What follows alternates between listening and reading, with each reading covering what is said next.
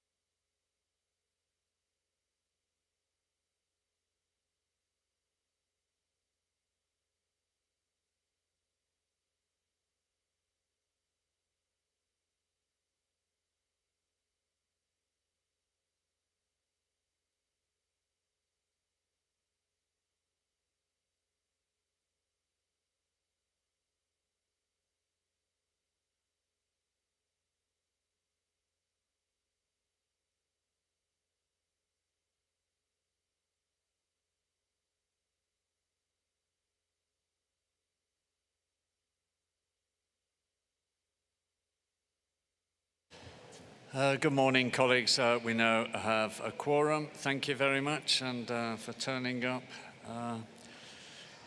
promptly. So we'll get underway with our business of the day. In a few moments, I'll talk through the schedule and my plans for the day. But I will perhaps first go to the chair of the Credentials Committee for an update on credentials. So could we give the floor to Morocco, please?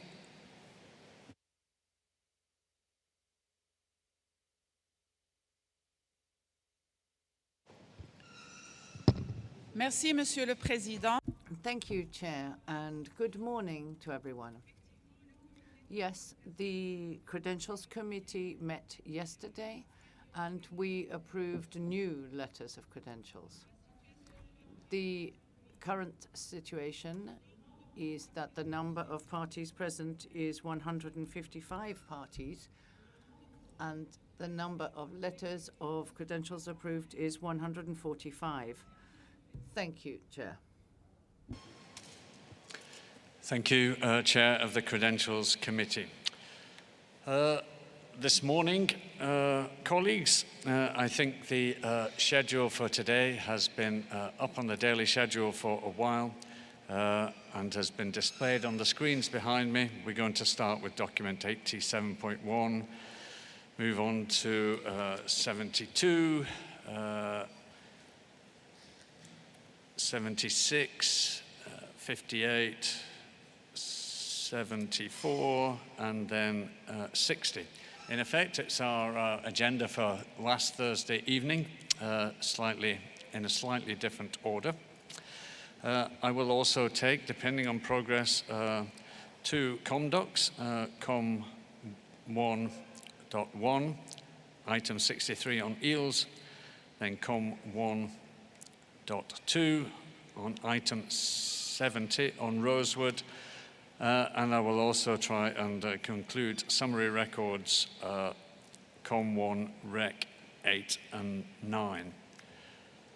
So that will probably, I imagine, take us most of the morning, but if we are miraculously ahead of schedule, I may then just start to bring in listing proposals and continue in our schedule. Let's see how that goes. In the afternoon, I intend to continue with proposals to amend the appendices in the order that, or continuing from where we left off yesterday. In other words, from proposal 16 onwards. And we will do that for the entire afternoon session. This evening session, I am going to consider the program, and with your indulgence, I will announce that immediately after lunch. I want to see what other documents might become available, other COM documents that we could be able to consider in the evening schedule, and we will be able to review that at lunchtime. But I do aim to cover a variety of items, perhaps catching up on the plant proposals, looking at some of the COM documents that are already available to us that we won't do this morning, on medicinal and aromatic plants, COM 1.3, and on marine turtles, COM 1.4. I also hope to do the amphibian proposals tonight, so I do intend to kind of put a variety of items together. And we had an evening session yesterday in Committee 2. And Committee 2 struggled to, first, to get a quorum, and then secondly, to keep it as people kept coming and leaving. So I do ask you all to please turn up this evening. If you had any plans, cancel them. We will give you an evening of entertainment that you wouldn't possibly want to miss.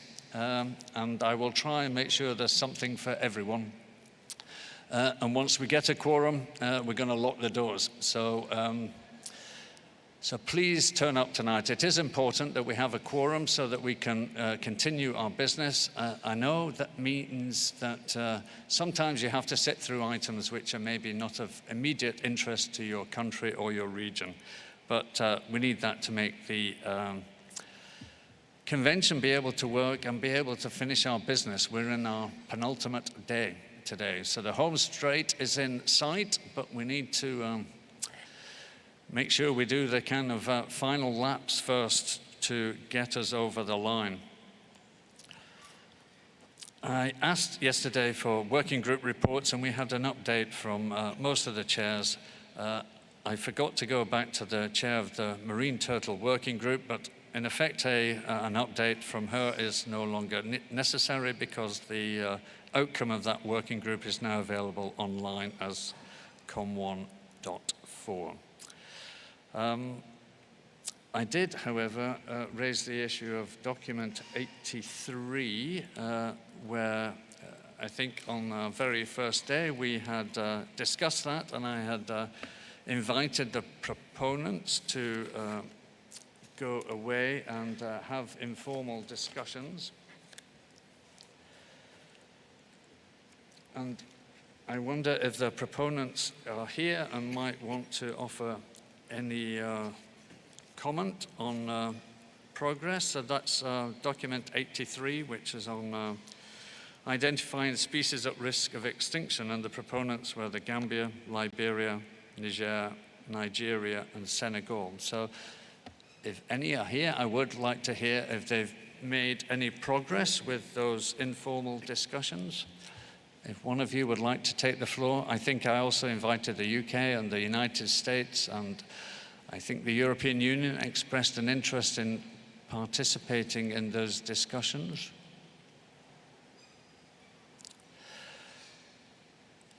Okay, I see no request for the floor.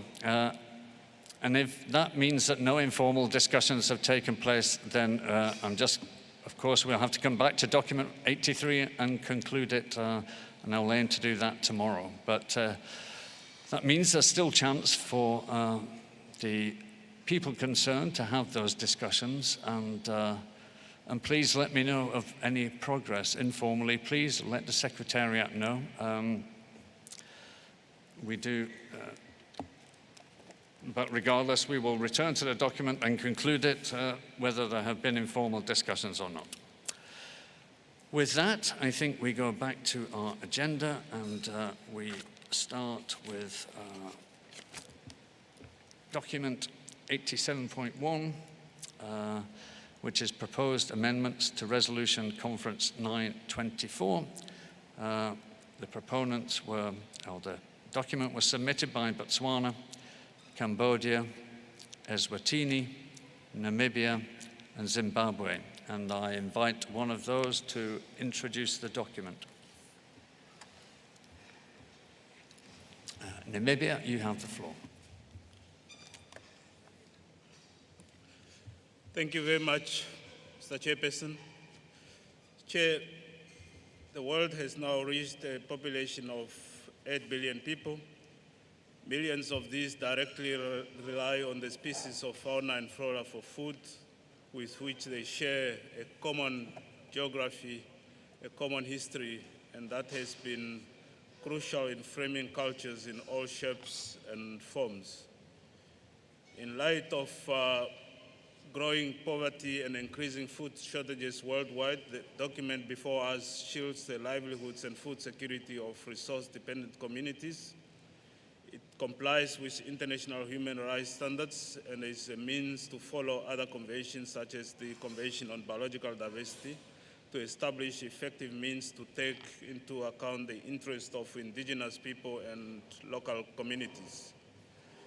We represent millions of local people in Southern Africa, but we equally represent resource-dependent communities worldwide whose interests would have finally be recognized by a body whose decisions in one way or another impact the way locals can utilize the resources around them.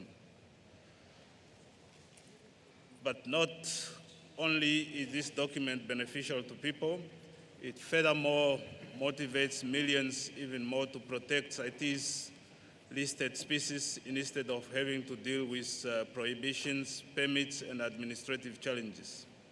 As many parties have confirmed during this meeting, as many multilateral environmental agreements as well as the United Nations confirm, and as a plethora of studies show, conservation cannot happen without people.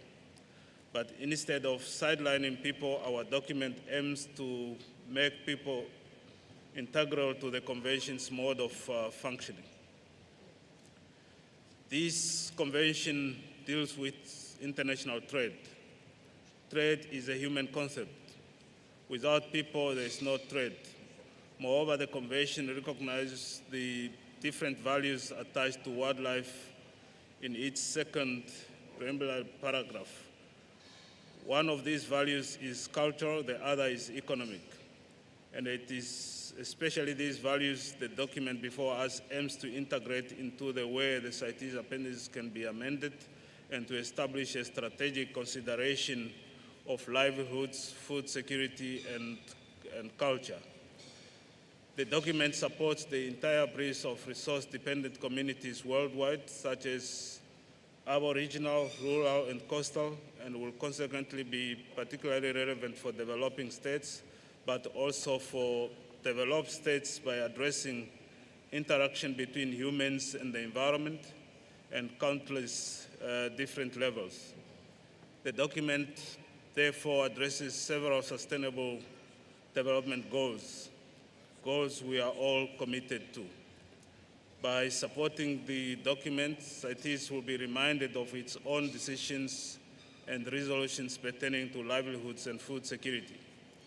By simply excluding these from the criteria for making amendments to the appendices, the most relevant mechanism within the CITES decision-making structure, CITES does not live up to its own ways forward.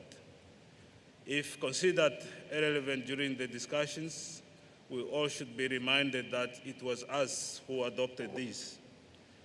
If livelihoods and food security are truly irrelevant, all decisions and resolutions pertaining to these should consequently be annulled, a step which no sensible party should seek to take. By anticipating possible effects of appendix listing on livelihoods and food securities, parties are much better prepared to effectively protect these and to act proactively in order to avoid adverse consequences. After all, the principles of conservation and sustainable use are integral to modern conservation strategies, best exemplified by the standards set by the CBD. Addressing the impacts of proposed amendments to the appendices on livelihoods and food security effectively combines conservation and sustainable use in a CITES context. Without amending the convention itself, CITES working procedure and scope will be aligned with the contemporary standards of international environmental conservation and human rights law. We therefore request colleagues to support the proposed amendments to Resolution CoP19.24, Ref CoP17.1. It's a matter of urgency for both human beings and other living creatures. I submit and thank you, Chair. Thank you, Namibia. And with that, I open the floor for comments by parties.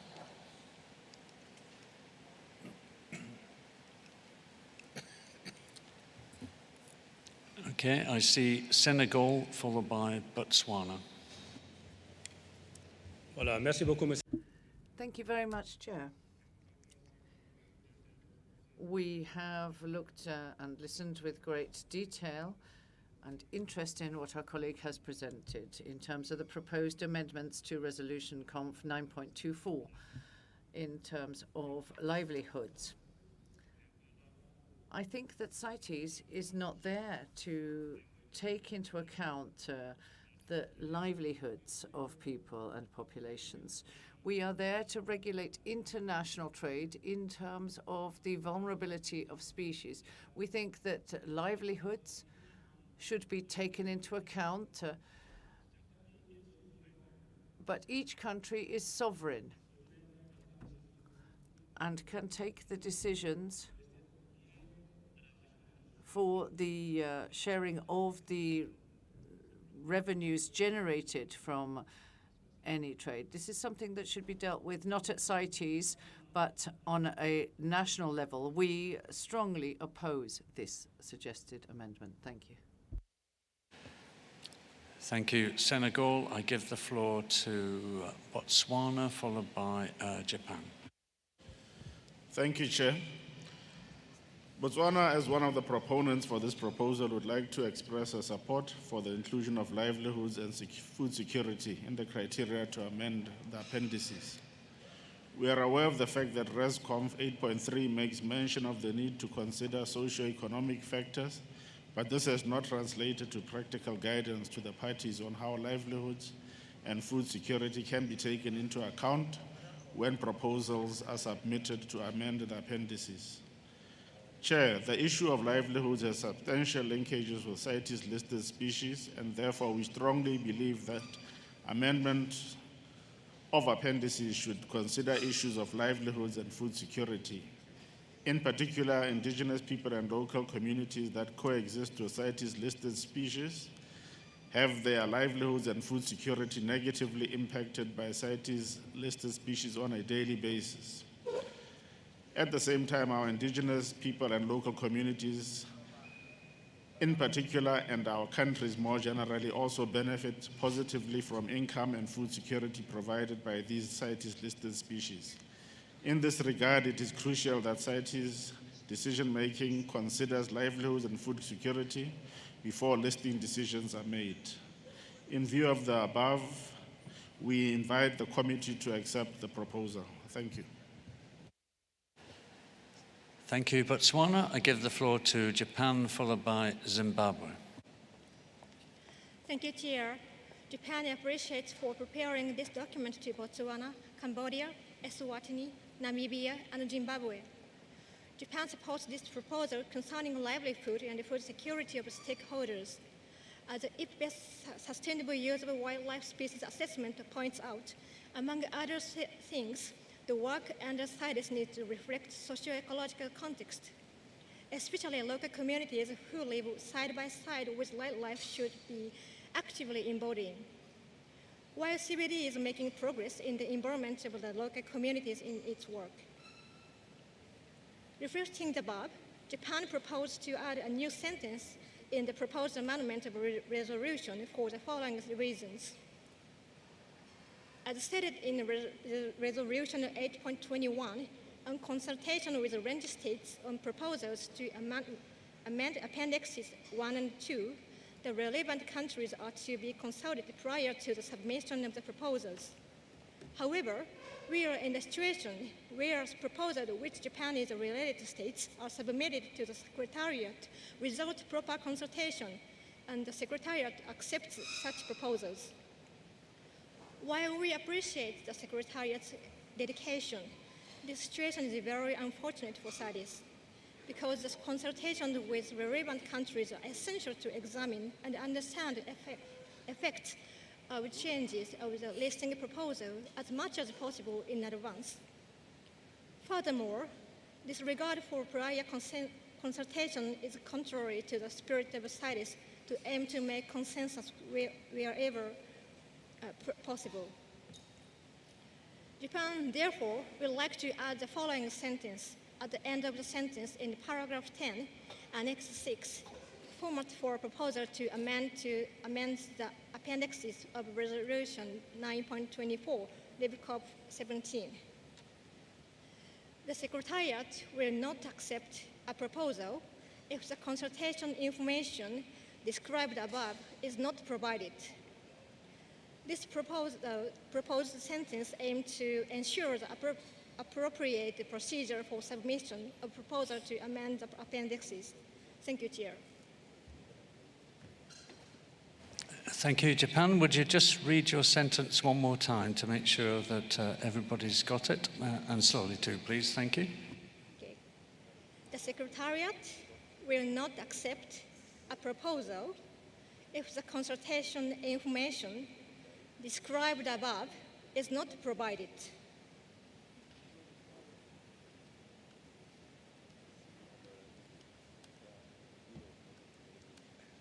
Thank you, Japan. I think we've got that now and captured that. Thank you. And I now give the floor to Zimbabwe, followed by Liberia.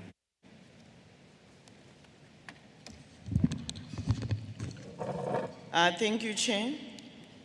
Zimbabwe, as a proponent to document 87.1, fully supports the proposed amendments to Resolution Conf 9.2 for Rev CoP17. Parties proposing amendments to the appendices shall consult with relevant stakeholders, ensure that international trade is the primary threat to a species and should consider livelihood options, food security and management programs prior to tabling the proposal.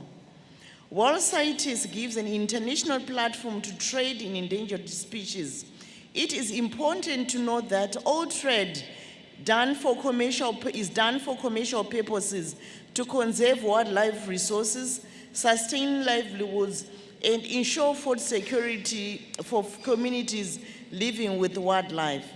The proposal was drafted with the ultimate aim on ensuring that local community needs are considered in decision-making. It has the same mechanism for a broader objective on the proposals. All proposed amendments should include and consider livelihoods and food security when amending appendices. In addition to trade and biological considerations, to consider management programs, traditional uses, and benefits to the people who are living with the wildlife. Hence, Zimbabwe fully supports this proposal as proposed by Namibia. Thank you. Thank you, Zimbabwe. I give the floor to Liberia, followed by the United States. Thank you, Chair. I would like to congratulate Botswana for taking up the time to compile this proposal and coming up with all the justification to have the proposal put forward. But CITES does not deal with the issue of the working of CITES. It deals with the international trade and local biological the listing is based on international trade and biological data. And it does not account for the socio-economic aspect. The socio-economic aspect should be taken care of by the national arrangement that will be done through the various state national legislation and other social arrangement to get the life of people improved and not to bring in the inner working of CITES. So Liberia does not support such a proposal that will amend the CITES and working, and that will change the CITES and its operation, and that could hinder the progress of CITES. So we do not support this proposal. Thank you. Thank you, Liberia. I give the floor to the United States, followed by Togo. Thank you, Chair. The United States thanks Namibia and co-proponents of this document for continuing this important conversation, and we share the view that implementation of CITES is better achieved with the engagement of indigenous peoples and local communities, especially those which are traditionally dependent on CITES listed species for their livelihoods. We do not agree, however, that the appropriate way to ensure this engagement is through reopening the listing criteria in Resolution Conf 9.24. We think that these are very, very important considerations to discuss socioeconomic factors such as livelihoods and food security for the CITES parties, but we cannot support the direct insertion of these considerations into the criteria to include species in Appendix 1 and Appendix 2. We support the current criteria, which are based on biological and trade criteria rooted in the fundamental principles of Article 2 of the Convention, and which can be quantifiable, evaluated objectively, and guide decision-making for inclusion of species in the CITES appendices based on the best available information consistent with the requirements of the Convention and the conservation status of the species. We support the Secretariat's assessment that these amendments should not be adopted, but we do not support the Secretariat's suggestion that the issue of the CITES listing criteria might be considered intersessionally. The United States recognizes the importance of ensuring an open and transparent process for accepting and considering the best available information when parties decide whether to submit or support a proposal to amend the appendices, and we believe that Annex 6, Section 10 on consultation found in Resolution Conf 9.4 already allows for this consultation with parties as well as stakeholders at the national level, including indigenous peoples and people whose livelihoods may depend on species proposed to be listed in the appendices. We follow Resolution Conference 8.21 on consultation with range states on proposals to amend Appendices 1 and 2, and share the results of these consultations in our proposals in accordance with Resolution Conf 9.24, Annex 6, Section 10. Especially based on the conversations that we have heard this week, we think that more of that kind of dialogue is appropriate, and we would encourage other parties to do the same. In the course of these consultations, range states should seek the views of indigenous peoples and impacted communities and other stakeholders at their local, regional, and national levels as appropriate, and share information with the proposing party. We think that a dialogue is critically important to making sure that folks who are bringing proposals and those whose species are impacted by the proposals have full visibility and understanding of what they may expect going into a conference of the parties. In the United States, for example, we have an open and transparent national process for engaging and receiving input from the public through a series of public notices and public meetings that provide civil society with the opportunity to give input into the development of U.S. submissions to and negotiating positions for the conference.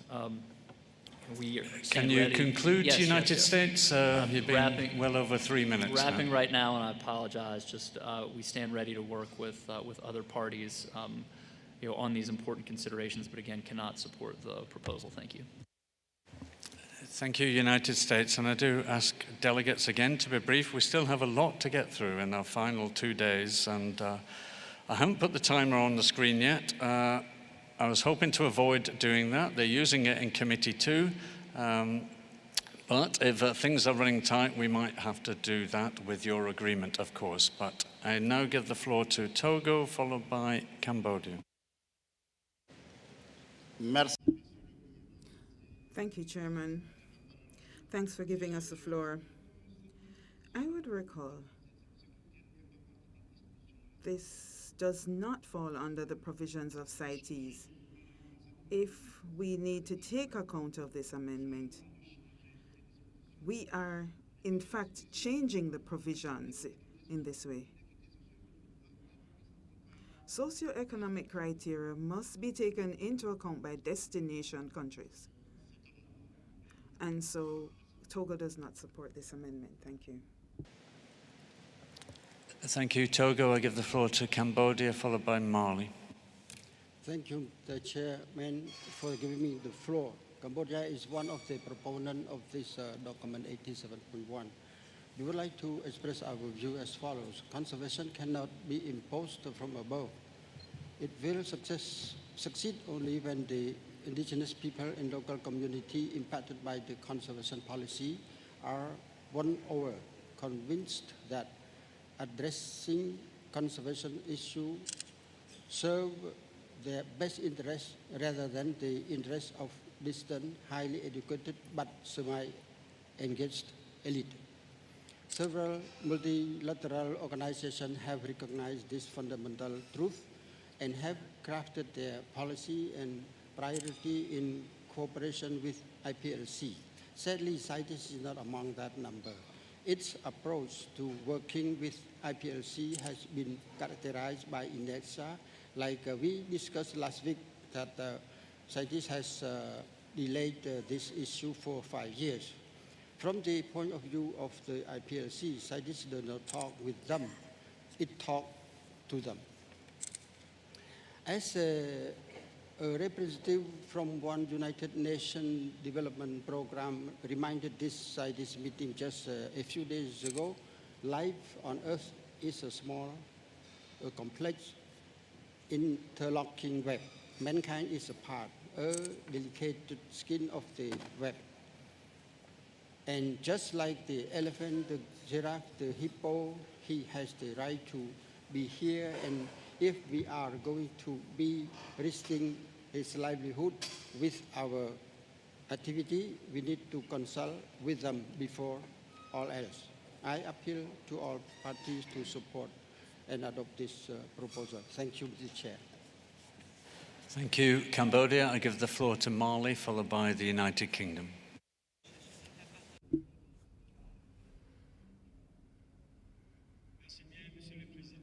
Thank you, Chair. Chair, I wanted to make a similar intervention as to those who have spoken before me. The elements presented here on amendments, the states who made the effort of submitting this deserve our thanks. However, the proposal aims at including socioeconomic considerations in the listing criteria, which in the future would include listing species which would go against the main aim of the convention, that is to prevent illegal trading and reducing the conservation of animals. During implementation, these issues need to be dealt with at national level. And so CITES listing, when correctly implemented, will serve to guarantee food security and livelihoods. To do this, listing criteria have been subject to thorough consideration and have been reviewed twice. The second review was considerable. 3 COP meetings, 2000 and 2004. Reopening this would lead to strong resistance. And so we oppose the recommendations put forth in document 87.1. Thank you. Thank you, Marley. I give the floor to the United Kingdom, followed by Gabon. And I've already got a long list of parties, and I think we're hearing a wide range of views, so I'm going to close the list of parties now. So, UK, you have the floor, then Gabon. Thank you, Chair. We thank Botswana, Cambodia, Eswatini, Namibia, and Zimbabwe for their proposal.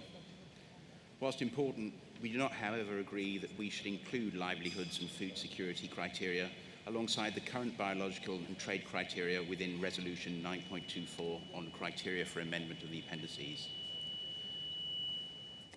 Such issues are not part of the determination of whether a species is threatened or potentially threatened by international trade. Their inclusion as criteria for listing on CITES appendices would be inconsistent with the purpose and objectives of the Convention, and could undermine efforts to ensure that international trade in specimens of wild animals and plants does not threaten the survival of the species. We also do not agree that international trade must be the key driver of population decline for a species to be included in the CITES appendices. A failure to act because trade is one of a number of drivers threatening a species' survival would also not be consistent with the objectives of the Convention. We nevertheless recognise the importance of consultation within CITES processes. Thank you. Thank you, United Kingdom. I give the floor to Gabon, followed by India. Thank you, Chairman. Gabon is wondering whether it is necessary to recall that CITES applies to species that are endangered by international trade based on biological and trade criteria. We understand the concerns of the authors of Resolution COP 924. The document aims to amend the criteria of the Resolution COP 924 with regard to listing of species in Appendix 1 and 2. With regard to including those that relate to livelihoods and food security. Once again, Chairman, it's a proposal aiming to broaden the criteria for inclusion in the appendices over and beyond what the Convention states. We're not here to represent our peoples and local communities. We all take into account the livelihoods and needs of our peoples when we prepare our positions for these meetings. Economic considerations are taken into account by national measures relating to the sovereignty of each country. Thank you, sir. Thank you, Gabon. I give the floor to India, followed by Tanzania. Thank you, Chair. India appreciates the efforts and the sentiments of the proponents of this document. We feel that at present, this important issue of livelihood is best dealt within Resolution 16.6 and through the national policies and measures of each party. We would, however, like to caution against the emerging trend of the look-alike criteria in paragraph 2B of Article 2 of the Convention being used to list species on Appendix 2 which are not threatened or endangered in any way, shape, or form. The listing of such species, when they are commercially important and when livelihood depends on them, causes more harm than good to the biodiversity conservation in long run. Identification of species in trade will always be an ongoing challenge. We urge parties to focus on improvement of identification methods and techniques rather than the repeated listing of higher taxa to include non-threatened commercially important species. If this trend continues, inclusion of socio-economic criteria for amendment of Appendix 1 and 2 may become a necessity in the near future. Thank you, Chair. Thank you, India. I give the floor to Tanzania, followed by Kenya. Thank you, Chair. The United Republic of Tanzania congratulates Botswana, Cambodia, Eswatini, Namibia, and Zimbabwe for submitting this important document, which proposes for the amendment of Resolution CoP19.24 and the draft decision on the recognition of livelihood and food security in the proposal for amendment of CITES appendices. The United Republic of Tanzania is in the opinion that the issue of livelihood and food security need to be elevated, and we therefore argue parties to consider its adoption. Thank you. Thank you, Tanzania. And for being brief, I give the floor to Kenya, followed by the European Union. Thank you, Mr. Chairman. Mr. Chairman, Kenya will also wish to thank Namibia and the proponent of this proposal for raising the issues of livelihood and food security in the document. Mr. Chairman, Kenya fails the current criteria, the biological criteria and trade criteria works because it deals with species that are endangered and already in trade, and reintroducing a new criteria that is complex, like food security and community livelihood, will complicate the threatened species. Mr. Chairman, I think this issue can be dealt with at the national level. For example, in Kenya, we have a network of over 200 community conservancies to deal with issues of species conservation and community livelihood. We also deal with food security because when it comes to human-wildlife conflict, it also entails species that are listed. And these conservancies help increase compatible land uses. And I think in the national context, the issue of food security and livelihood can be dealt with. So we do not support expanding the current scope, and also we do not support the proposal by the Secretariat that we create a working group to look at this proposal further. Thank you.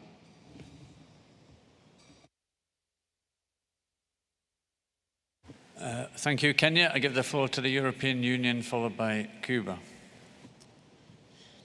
Thank you very much, Chair. I speak on behalf of the EU and its member states. The number of species listed in the appendices has increased to over 38,000 and keeps increasing by several hundred species at each COP. The total value of international trade control by CITES has gone up enormously, in particular with listing of some commercially exploited marine species and timber, and it reaches billions of dollars or euros annually. People worldwide depend on CITES-listed species for their livelihood, either because they live together with those species and manage and use them, or because they are involved in the captive breeding or artificial propagation of CITES species. After all, over half of CITES-controlled trade is now in species bred in captivity or artificially propagated. Therefore, parties do consider impact of CITES listings on livelihoods. However, the considerations must be done outside of Resolution 924 on listing criteria. The Convention text is clear in that biological and trade criteria are the basis for listings. Further, CITES provides sufficient tools to address livelihood issues, such as delayed implementation in cases where more time is needed to adjust to new listings, or technical support to making non-detriment findings. We are convinced that conservation and sustainable use of species is key to securing livelihoods of millions of people in the long term, and that CITES has proven to be an effective instrument to achieve this objective.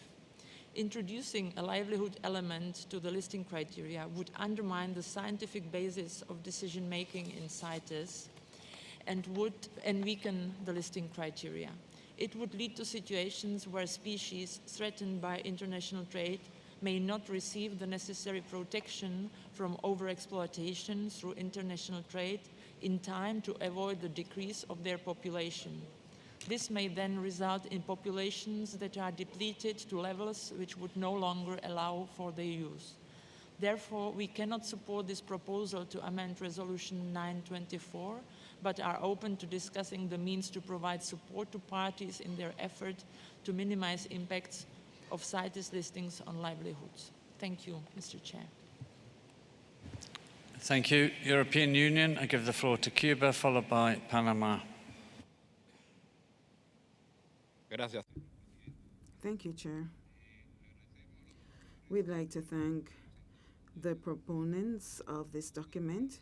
Cuba agrees with what has been proposed. We think it's very important and fair that when we intend to adopt the listing of a species, we need to take into account the implications for the communities who rely on them. The relationship between man and nature is important for conservation, and if we ignore that, then that will have its own consequences. Thank you.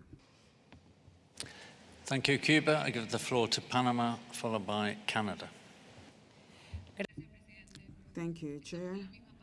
We agree with the United States, the European Union, and others. The rules are clear, and the rules recommend consultations with parties and not to oblige them, and change them would make the process very bureaucratic and lengthy and difficult, especially for migratory species. There are several COPs. The food security is very important, but should be dealt with at a national level. Export and import do not necessarily improve food security. There are other conventions deal with those aspects. As the United States mentioned, with regard to implementation, we need to work with everything, but not necessarily with these lookalikes are important for the implementation of CITES. This will be done with greater traceability. The legal vacuum, the Panama supports the amendments. Thank you.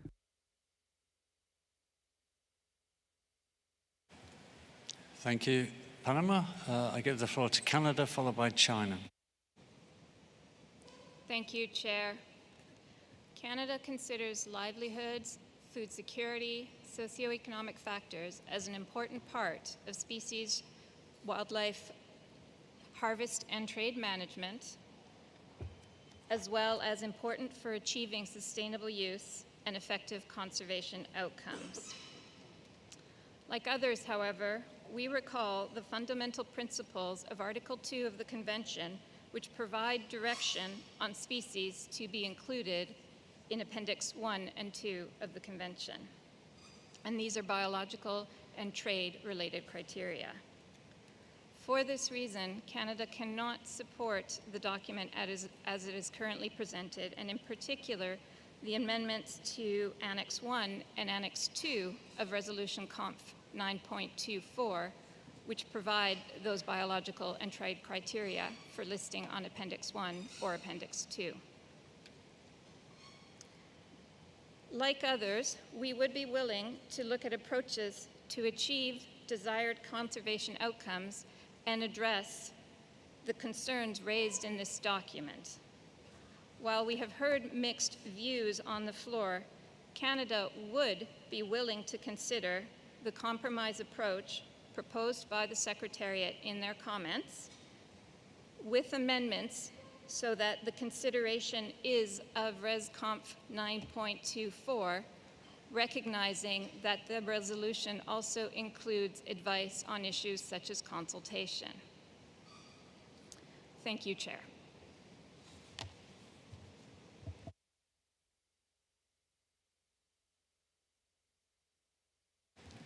Thank you, Canada. I'll go to China, then Burkina Faso. Thank you, Chair. China welcomed this document. The Conference of the Party has discussed livelihood and food security issues several times, but no significant progress has been made. We believe the way forward proposed by the proponents is instructive and will help CITES commit the contribution more to the UN Sustainable Development Goals. Mr. Chair, as IBIS assessed, 70% of the world poor depends directly on wild species and their associated businesses. Uses of and trade in wild species are essential to the identities, cultural expressions, and livelihood of many indigenous people and local communities. Policy tools has been demonstrated to fail if they are not adapted to the local ecological and social context. Today, the CITES community has not embraced the importance of socio-economic factors and in the protection of wildlife. Parties may find it challenging to accept the current revision, mainly due to a lack of understanding of the interaction between socio-economic considerations with the protection. Time must be devoted to this critical item. China offers a compromise solution and believe this could be a fundamental practice to the technical committees of CITES. We therefore propose the following decisions. The first decision is directed to the Animals Committee and Plants Committee, which reads 19.8a. The Animals Committee and Plants Committee, in collaboration with relevant organizations and experts, shall, little a, develop multidisciplinary guidance materials that integrate livelihoods, food security, and local knowledge into the relevant scientific decision-making framework of the Convention, including but not limited to the criteria for amendment of Appendices 1 and 2, non-detrimental findings, national quota, and review of significant trade, and little b, report the outcomes of their work to the Standing Committee. And a second decision directed to the Standing Committee, which reads 19.bb. The Standing Committee shall review the outcomes of the implementation of Decision 19.aa and make recommendations to the 20th meeting of the Conference of the Parties to address the identified challenges with the aim of considering livelihoods and food security in the decision-making framework of CITES. Given that the draft decision we have submitted is relatively substantial, we suggest that the chair establish a small drafting group to work on it. Thank you, Chairman. Thank you, China. I'll consider the way forward, but if you could just read your suggested draft decisions again, just one more time, so that parties and us here on the front desk also have a chance to try and capture that. The first decision is directed to the Animals Committee and Plants Committee, which reads 19.aa. The Animals Committee and Plants Committee, in collaboration with relevant organizations and experts, shall, little a, develop multidisciplinary guidance materials that integrate livelihoods, food security, and local knowledge into the relevant scientific decision-making framework of the Convention, including but not limited to the criteria for amendment of Appendices 1 and 2, non-detriment findings, national quota, and review of significant trade. And little b, report the outcomes of their work to the Standing Committee. The second decision is directed to the Standing Committee, which reads, 19.bb, the Standing Committee shall review the outcome of the implementation of Decision 19.aa and make recommendations to the 20th meeting of the Conference of the Parties to address the identified challenges with the aim of considering livelihoods and food security in the decision-making framework of CITES. Thank you.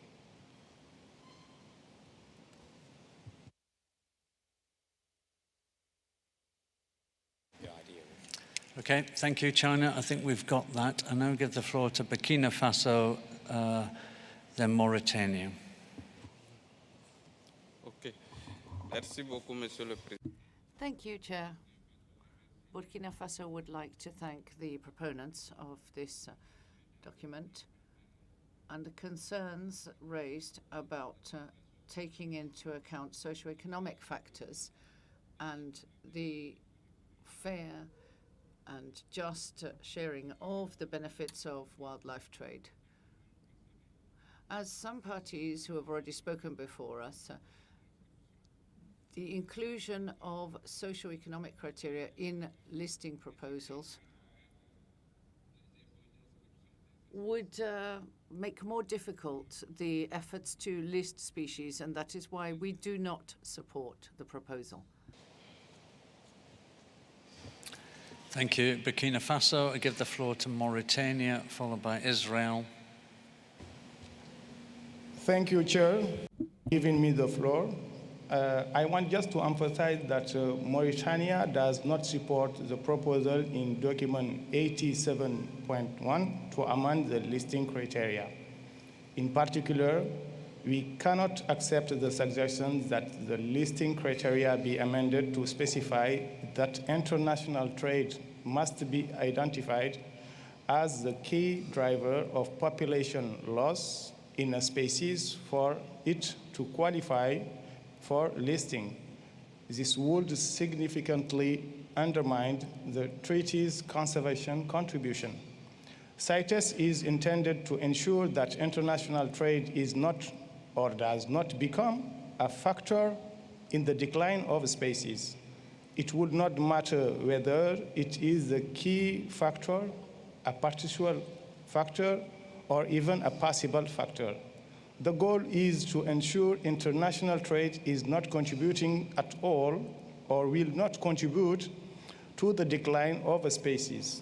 CITES is not a comprehensive conservation treaty intended to address all threats to species, but it does serve a broader conservation purpose by having the ability to take international trade out of the mix of existing and potential threats to a species. This is core strength of CITES and a rule clearly envisaged by parties in the treaty's text. The suggestion that international trade has not been a key driver, in contrary to the treaty text, and will undermine the value of the CITES treaty. Thank you, Chair. Thank you, Mauritania. I give the floor to Israel, followed by Niger. Thank you, Chair. Like many of the speakers before us, such as Canada, EU, UK, United States, we understand the sentiment that is behind the proponent's document, wishing to take into account the livelihoods and food security of people who are living with and using CITES-listed species. However, like others have mentioned, this proposal goes way too far and actually is contrary to the convention itself and its definitions. We therefore cannot support the proposal and certainly don't see the point in raising a working group to deal with this in further. We believe that the issues of food security and livelihoods have already been taken care of in other resolutions. For this reason, Chair, we would propose that the draft decisions that were proposed by China and the other amendments that were proposed by Japan be dealt with in accordance with Rule 23, paragraph 6, which talks about amendments to resolutions, decisions, or other documents in that order, and that we, as a point of order, we would at this time propose under Rule 20, paragraph 2D, closure of the debate on this issue and moving to resolution. Thank you.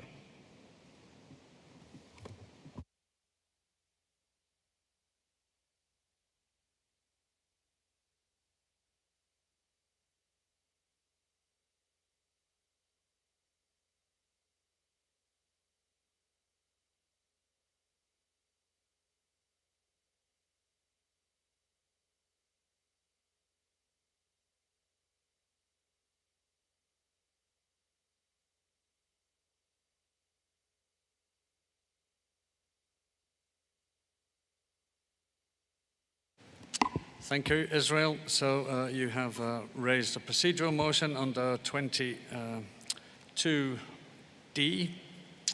So I invite,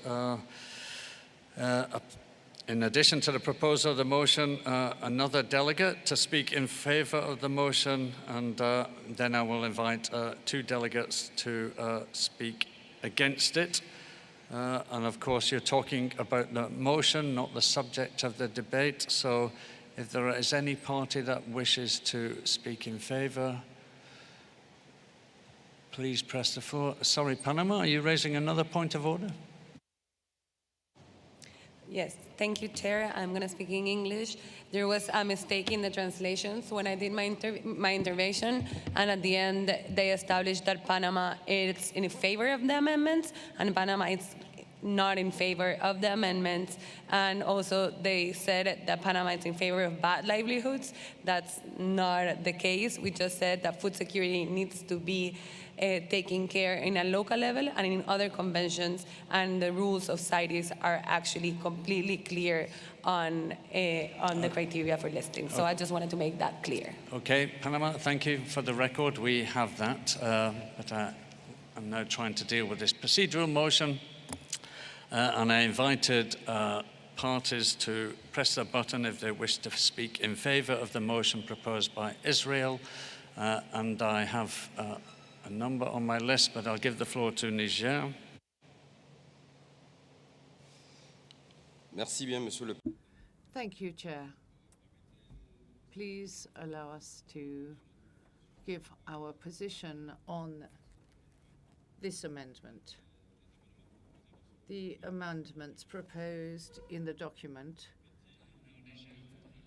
We're not talking about the document now. We've had a procedural point raised by Israel is under Rule 22D. And that rule, Israel has proposed closure of the debate under that rule. We now need to resolve that. Israel have proposed it, and I am looking to see if there are any parties who wish to speak in favor of the motion proposed by Israel. Nothing else at this stage.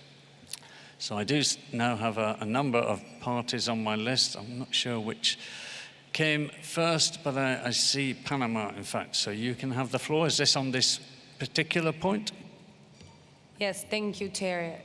We are in favor of the motion Israel put forward. I think we have discussed this issue in pretty quite time, almost an hour. So I think we should close it and continue with other points that needs to be made before Thursday, which is the plenary. Thank you, Panama. So we have 2 parties in effect in favor of the motion. I'll now invite parties who wish to speak against the motion to press their button. So if you've got your button pressed now, I'm assuming you want to speak against it. So I see Botswana. Thank you, Chair. Botswana would wish to speak against the motion as proposed by Israel. Thank you. Thank you, Botswana. I now give the floor to Zimbabwe. Thank you, Chair. Zimbabwe speaks against the motion as proposed by Israel. We believe this is an important matter to us and it should be given its time to be discussed. Thank you, Chair.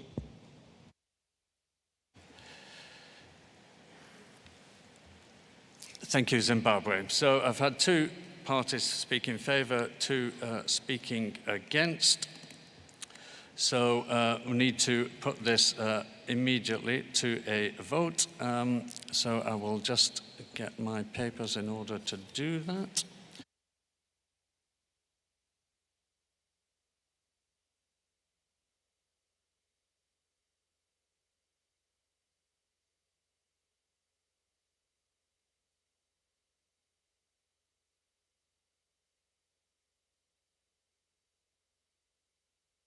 So in preparing for this vote, I see requests for the floor, but I think we're moving into a vote now, so I'm not taking interventions.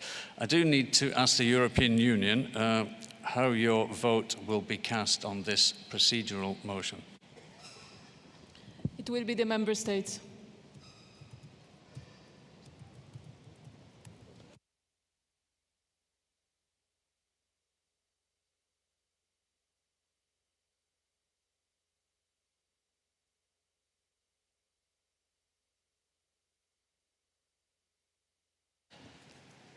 Right, colleagues, we will move to a vote now. This is a vote on a procedural motion to close the debate on agenda item 87.1. The vote is a normal vote. The vote of the European Union will be cast by the individual member states. This is a vote on a procedural matter, so it is decided by a simple majority. If you vote yes, you are voting in favor of Israel's motion to close debate and bring it to a conclusion now. If you vote no, you are in effect looking to continue the debate. So I'll wait to get the okay from the technicians. And again, make sure all delegates are seated. I see people standing up. You need to take your seat and remain in your seat.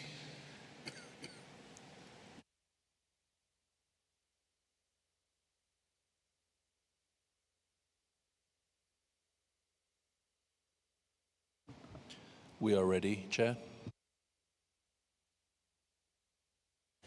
Thank you, technicians. So parties, you have 40 seconds to cast your vote and the ballot is open now.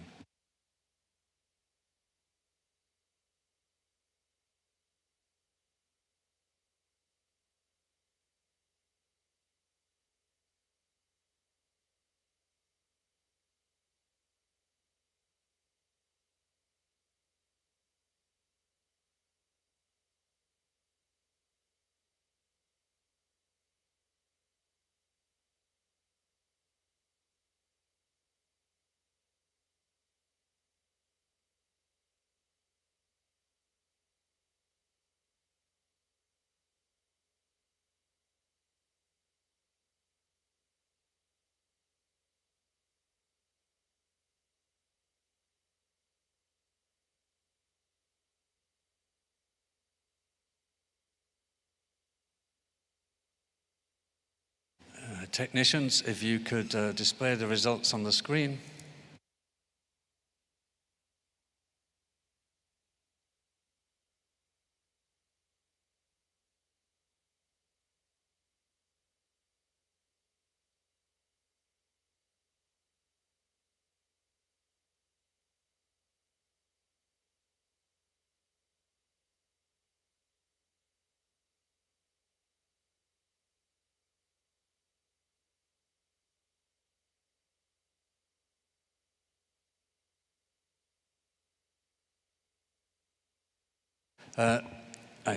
You've all got the numbers, I hope, now. Technicians, if you would display the results of parties on the screen, and I had a request in the Bureau this morning to have 2 full cycles of parties' individual votes. So we will do this. Apparently 1 full cycle didn't give people enough time to capture their information.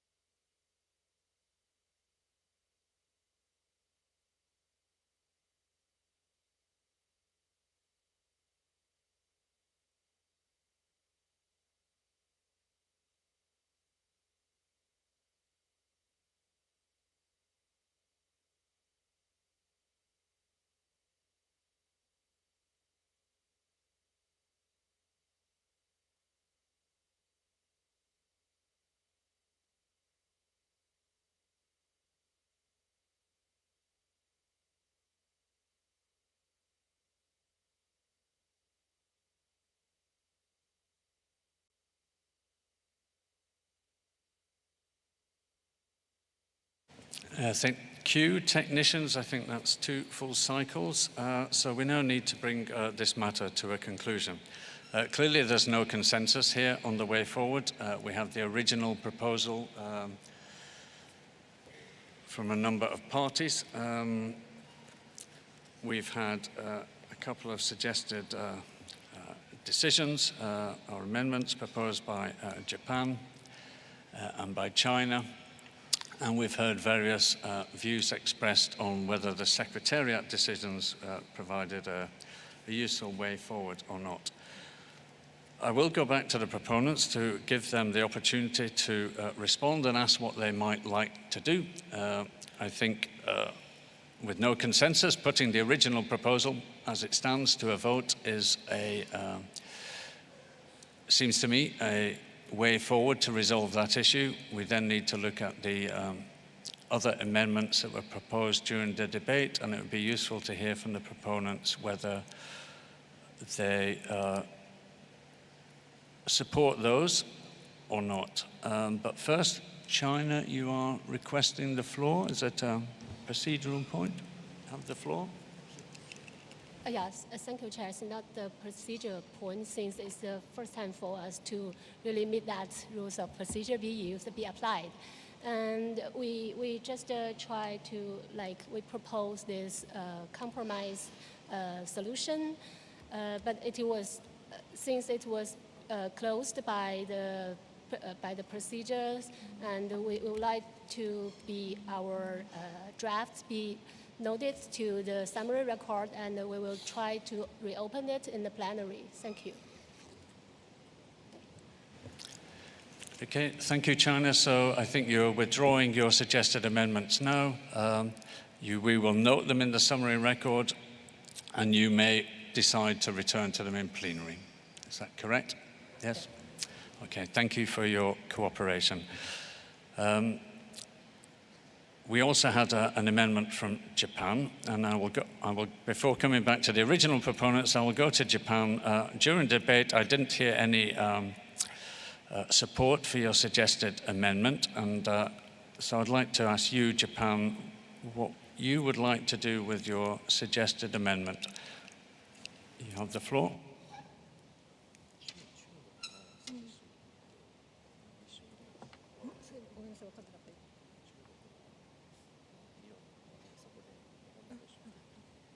Thank you, Chair. We would like to discuss this matter with Chinese proposal in the plenary. Thank you. Thank you, Japan. So we record the same conclusion, that you have withdrawn your amendment suggested here, and you might try to raise that again in the final plenary following discussions with other parties. I go back again now to any of the original proponents. There is no consensus on this document. The only solution to me seems to be to vote on it now, but I do give you the option of providing a response if you wish to do so. I see no request from the floor, so I will move to a vote on the procedure, on the document as it was originally submitted. So we're now voting on whether to adopt the amendments in the Annex 1 and Annex 2 of document 87.1. So, one moment.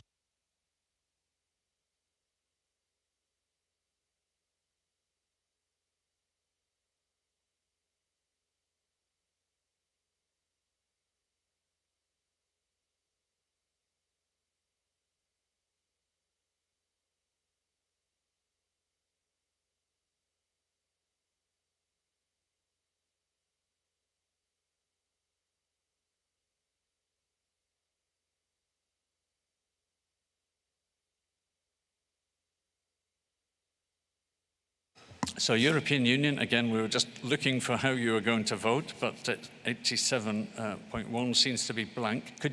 Is this another vote for the member states or for the delegation of the European Union? You have the floor. It will be member states. Thank you. Thank you, European Union. So this is a vote for on document 87.1 on the draft amendments to Resolution Conf 924 in Annex 1 and the draft decisions in Annex 2. This is a normal vote. The vote of the European Union will be cast by the individual member states. It is a substantive matter and therefore requires a 2/3 majority to succeed. Here, of course, if you vote yes, you're voting in favor of the original document. If you vote no, you're voting against it. So again, we'll check with the technicians, make sure everybody's seated. That's fine, and wait for the all clear. We're prepared, Chair. Thank you. So parties, you again have 40 seconds to cast your vote. The ballot is open now.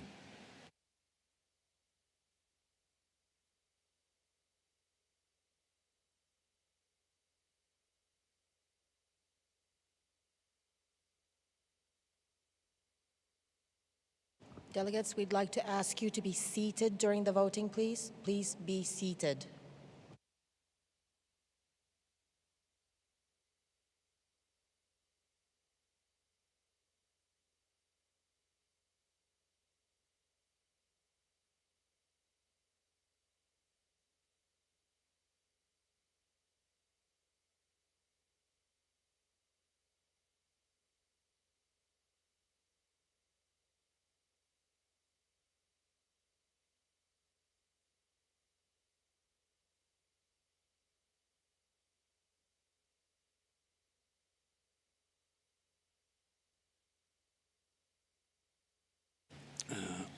Technicians, if you could display the results on the screen, please. This document failed to achieve a 2/3 majority, and so this committee does not recommend its adoption to the final plenary. If you've all had chance to capture the details of the vote, then we can show the individual results of parties on the screen. Thank you.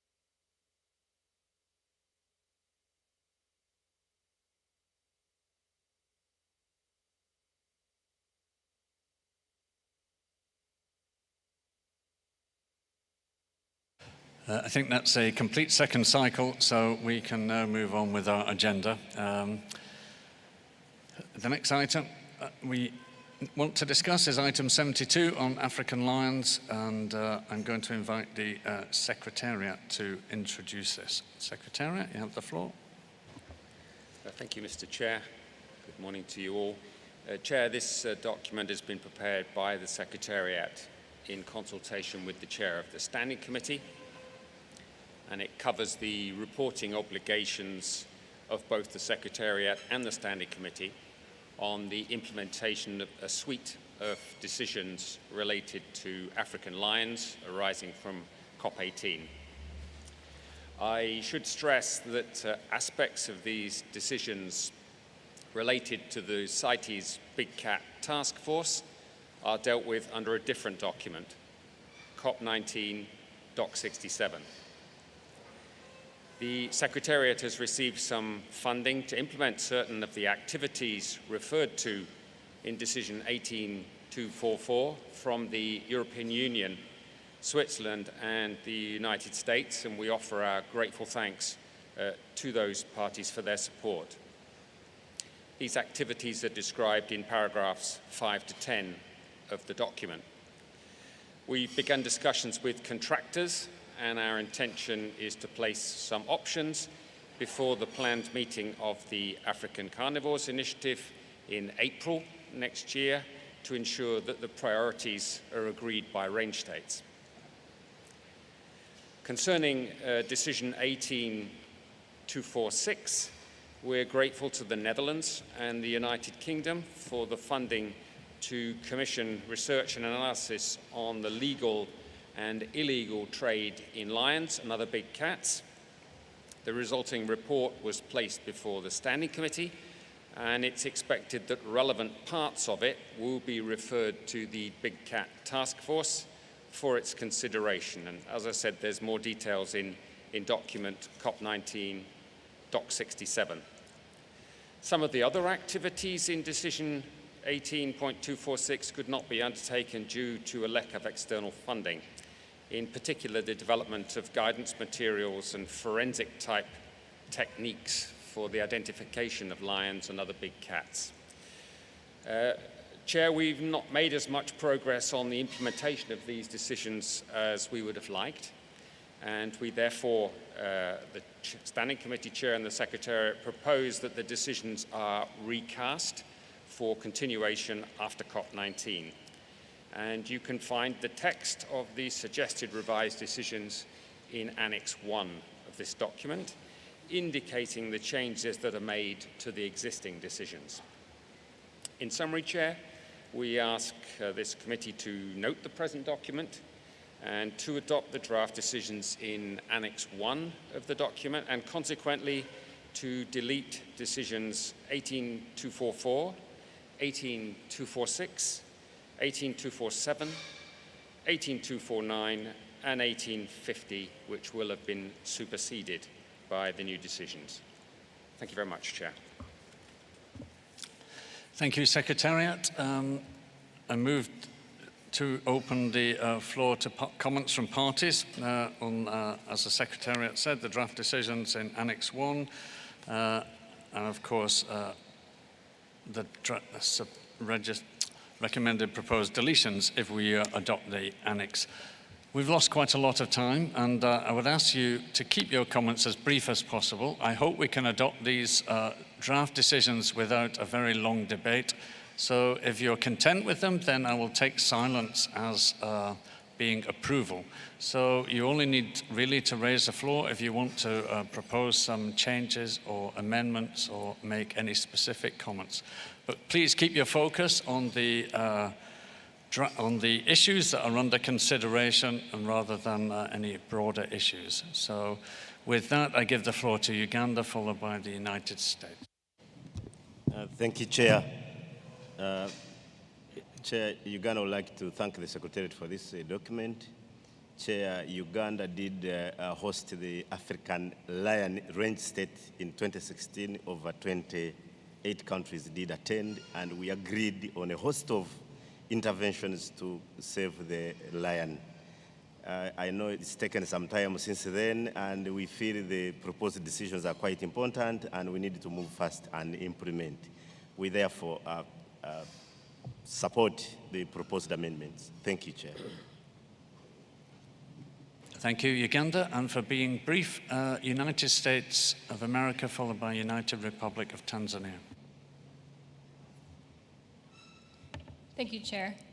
The United States thanks the Secretariat for its report and generally supports the recommendations of COP19 Doc 72, in particular the renewal of the decisions as outlined in Annex 1.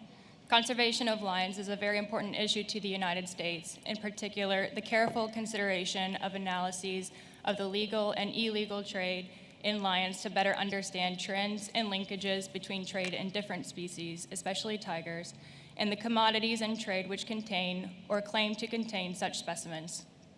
The importance of this issue is highlighted by our contributions to implement the current decisions. We believe the value of these renewed decisions will further be enhanced by ensuring that relevant information is conveyed to the CITES Big Cats Task Force, Standing Committee, and Animals Committee by the Secretariat in a timely manner and usable format. Accordingly, we do not support the deletion of the review by the Animals Committee of the report analyzing the legal and illegal trade in lions as called for in Decision 18.246. Although much of the information called for in this decision has been incorporated into the terms of reference and modus operandi for the CITES Big Cats Task Force, the report should still be made available for review by the Animals Committee. We recommend an additional decision to retain this review by the Animals Committee and to direct the Secretariat as follows. 19.EE, the Secretariat shall A, share relevant information generated through the implementation of Decision 19.DD with the CITES Big Cats Task Force, Standing Committee, or both as appropriate, and B, report on the implementation of the previous Decision 18.246 to the 32nd meeting of the Animals Committee. Thank you, Chair.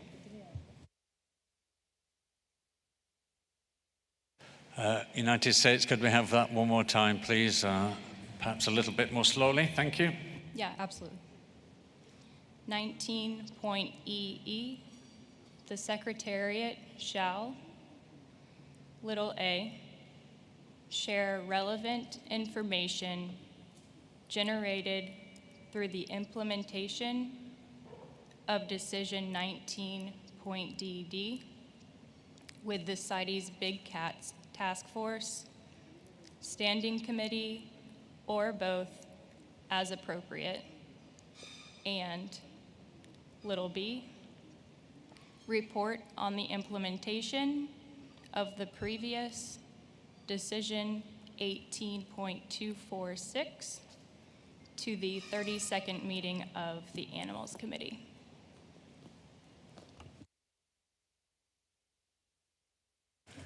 Thank you, United States. We've got that now, so we give the floor to Tanzania, followed by Mali. Thank you, Chair. The United Republic of Tanzania welcomes document COP19 Doc 72, prepared by the Secretariat in consultation with the Chair of the Standing Committee. Chair, Tanzania, the lion range state with the largest population of African lion, has remained committed to lion conservation. Chair, however, habitat loss, decline in prey base, increase in human-wildlife conflict, particularly retaliatory killings, has continued to affect conservation of this apex carnivore. Chair, Tanzania commends the work done by the Secretariat in implementation of Decision 18.246. However, we note with concern the financial and time because of COVID constraints that have hindered the full implementation of Decision 18.244, 18.47, 18.49, and 18.520. Chair, the implementation of Decision 18.44E has created diverging opinion among lion range states, and most of their concerns were not adequately integrated in draft guidelines for conservation of African lions.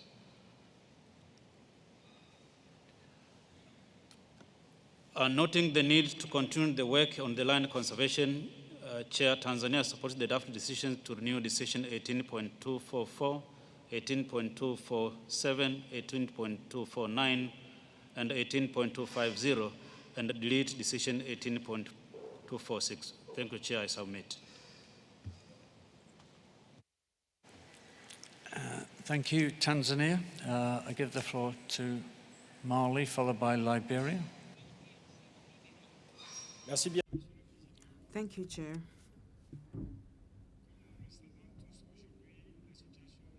As you know, the situation of big cats, especially in West Africa, where the habitats are coveted by populations, is in threat. The populations has declined because of conflicts between lions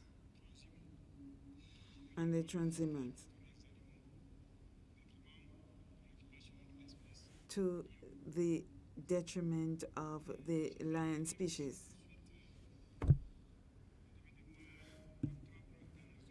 At the beginning of October, in the west of Mali, bordering the Republic of Guinea and Senegal, those two countries share a population of lions at the borders.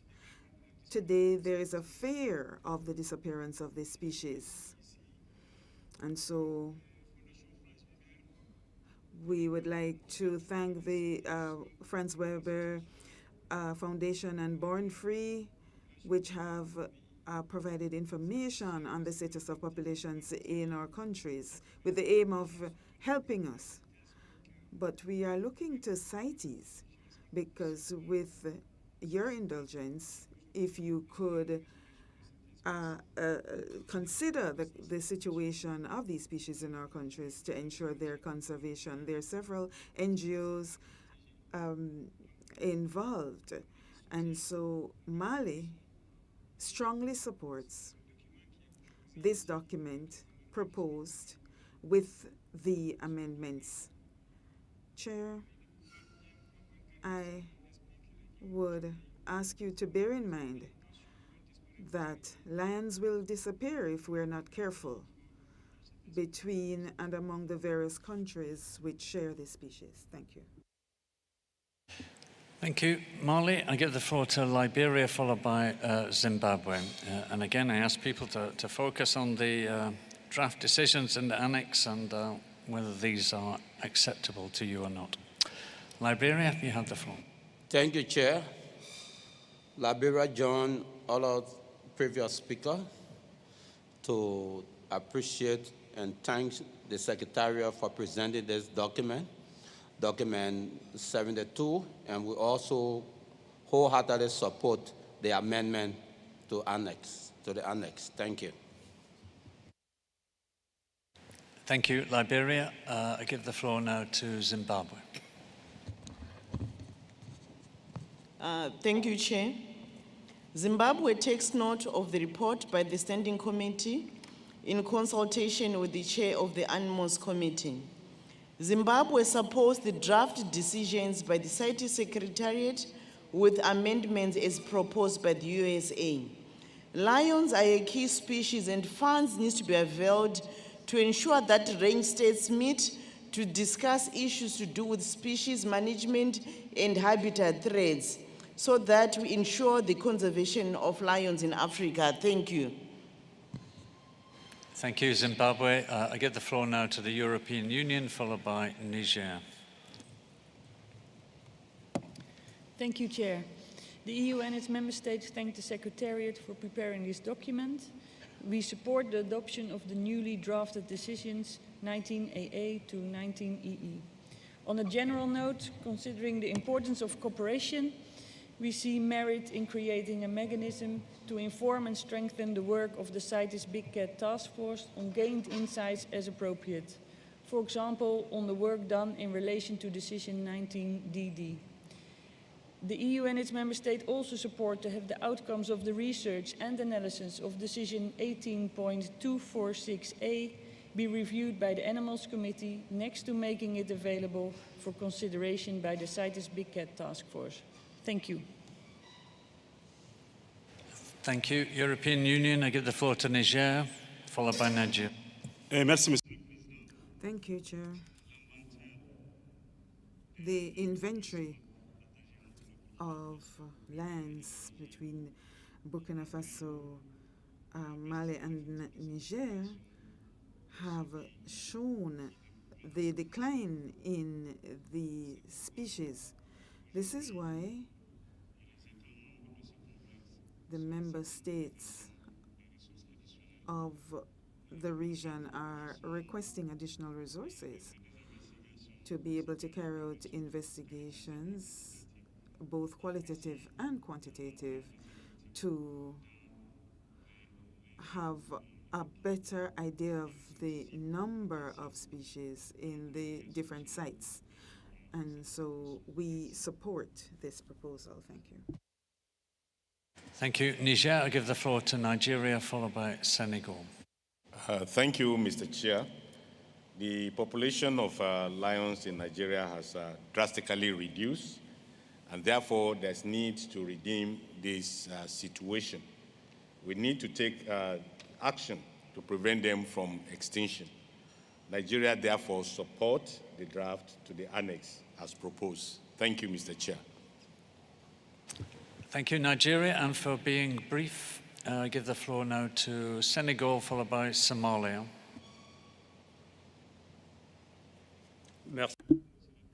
Thank you, Chair. First of all, the lion is the emblem, the national emblem of Senegal, and that gives you an idea of their importance for our country. The population requires enormous efforts for their conservation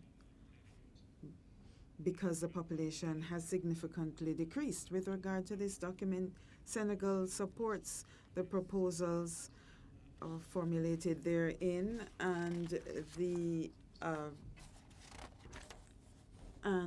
draft decisions 19AA to 19EE. Thank you.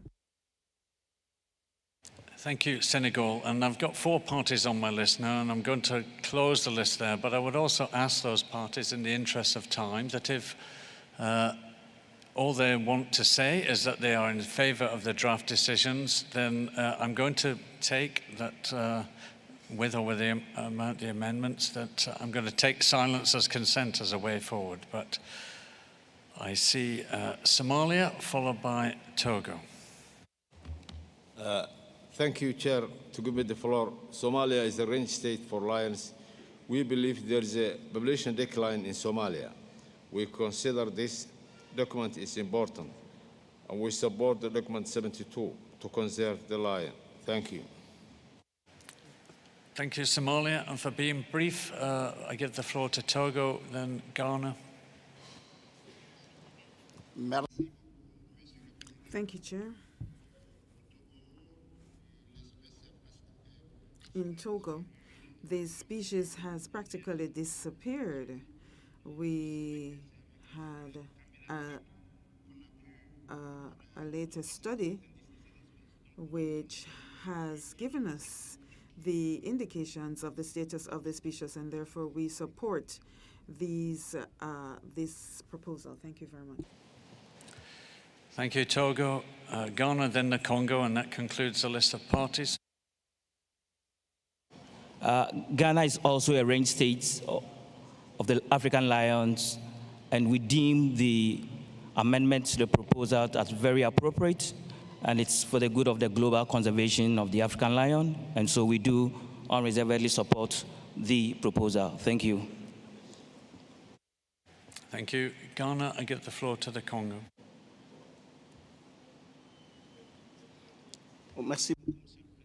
Thank you, Chair. Congo is no longer a range state, and this is a true regret for us, and so we support this proposal. Thank you very much. Thank you, the Congo. I now move on, and there are no more parties requesting the floor, so I can see a way forward, but this is a topic of wide interest, I know, so I will see if there are any requests for the floor from observers.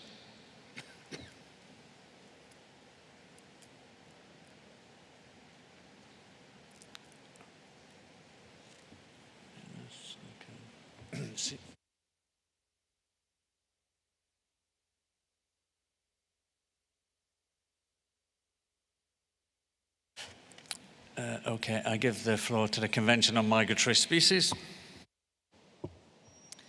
Thank you, Chair. As you requested, we will be very specific in our comments, only focusing on the decisions before us. Regarding Decision 19 AA Para A, we are cooperating under the ACI with the IUCN Cat Specialist Group in preparing a strategic plan to restore the Central and West African lion populations. And a part of this plan will also touch upon trade, but as the title suggests, it is a much broader approach and will also address the concerns that have been raised by several West African states in this committee. And a draft of this plan is envisaged to be discussed at the second ACI Range State meeting, which Uganda kindly offered to host in April 2023. Regarding Decision 19 AAC, we'd like to remind again of the Range State meeting and the opportunity to integrate a capacity building workshop for relevant regions in this meeting. This will, of course, depend on the availability of extra budgetary funds to prepare the foreseen technical guidance study. Regarding Tanzania's comment on the guidelines for the conservation of lions in Africa, again, the Range State meeting will provide an opportunity for further consultations. Thank you. Thank you, Convention on Migratory Species. I'll now give the floor to Humane Society International, followed by Conservation Force, and then conclude then. Thank you. Thank you, Chair. I'm making this intervention on behalf of Humane Society International, Born Free Foundation, and 14 additional observers whose name will be provided to you in writing. We note that the report on the legal and illegal trade in lions and other big cats mandated by Decision 18.246A was not completed in time for review by the Animals and Standing Committees. Decisions 18.247 and 18.248 should therefore be updated to ensure that these committees can consider the report and make recommendations. Deletion of Decision 18.246B would curtail assessment of whether trade in lion specimens reported under Purpose Code H follows the guidance in Resolution Conf 12.3, Revision CoP18. This decision should be retained. We support the adoption of the new draft decisions 19.AA to EE with a recommendation that the words, quote, such as lion hunting, end quote, be deleted from draft decision 19.AAB since it is inappropriate to highlight one management practice over others. Thank you, Chair. Thank you, HSI. I give the floor now to Conservation Force. Thank you very much, Chair.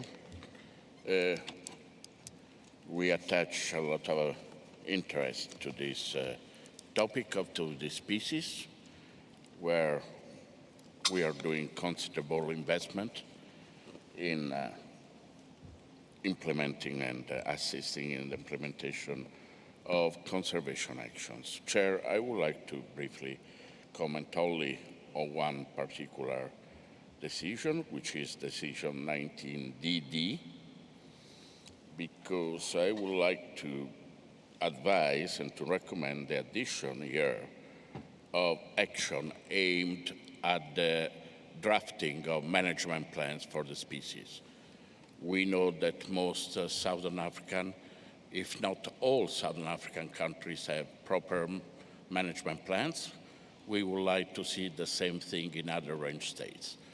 So we believe that a good addition to the decision directed to parties would be a new letter E, which is a draft and implement management plan based of common international standards or something along this language. Thank you, Mr. Chair.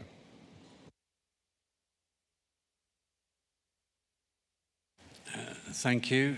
Conservation Force, you've just given me a minute to make sure I've captured everything I need to from the debate.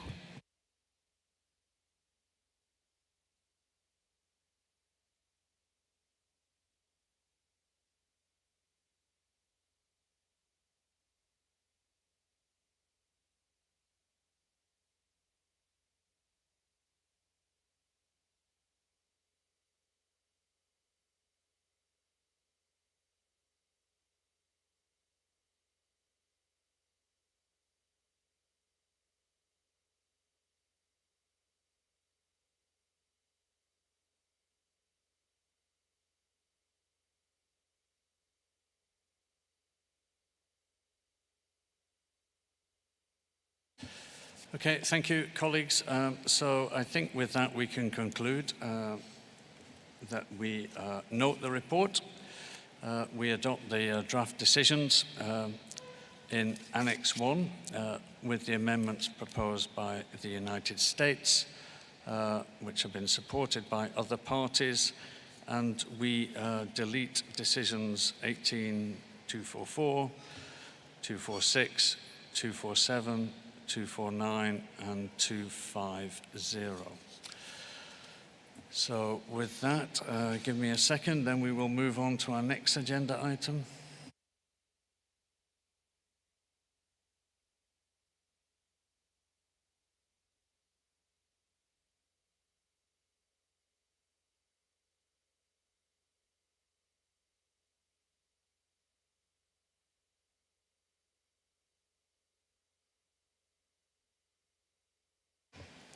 We now are considering document 76 on Saiga antelope.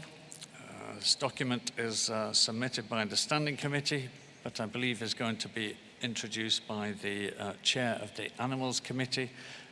So I give Switzerland the floor. Thank you. Thank you, Chair. I present this document on behalf of the Standing Committee.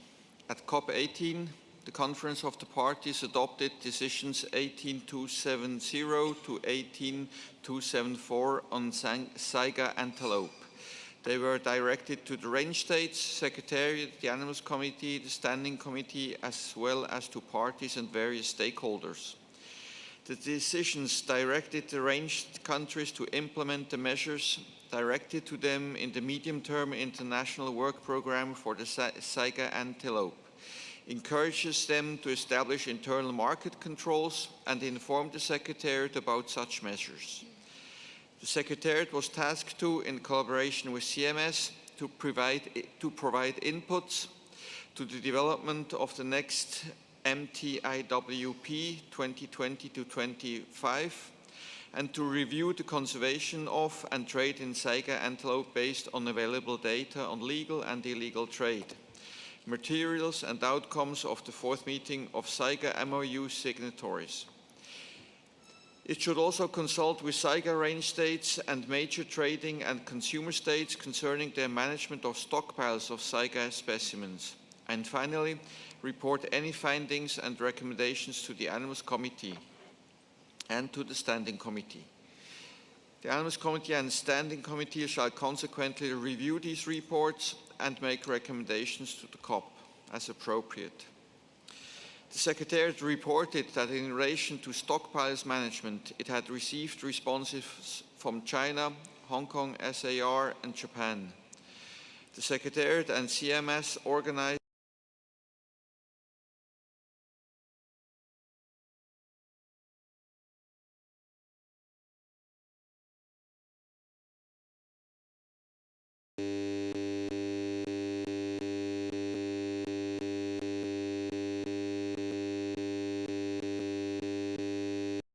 Another technical workshop was held in September 2021. This meeting considered inter alia an overview report on the conservation status of Saiga antelopes and the implementation of the Saiga MOU. Despite the largely positive developments of the populations of Saiga antelope, there is still concern about the long-term survival of the species. This is mainly due to possible human-wildlife conflicts, barriers to the movements of this highly migratory species, disease outbreaks, as well as poaching for illegal trade in parts of Saiga antelopes. Summaries of all these activities were presented to AC and Standing Committee, which both proposed the extension with slight amendments of the decisions discussed above. The Conference of the Party is therefore invited to adopt the draft decisions presented in Annex 1 to this document. Thank you, Chair. Thank you, Chair of the Animals Committee, for your introduction. And with that, I open the floor to parties.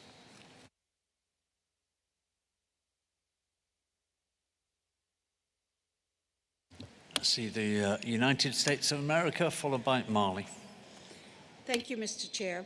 The United States supports adoption of the draft decisions contained in Annex 1 to document CoP19, document 76.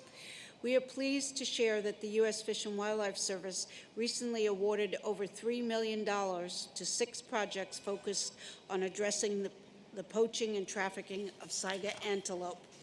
The United States remains particularly concerned about the status of stockpiles and effective management and monitoring of them. As we have noted previously, the range states of Saiga territory stopped commercial exports of specimens of Saiga antelope around 2005. So all international trade in Saiga specimens should be from stockpiles existing prior to 2005. Commercial exports are now further prohibited pursuant to the annotation adopted at COP18.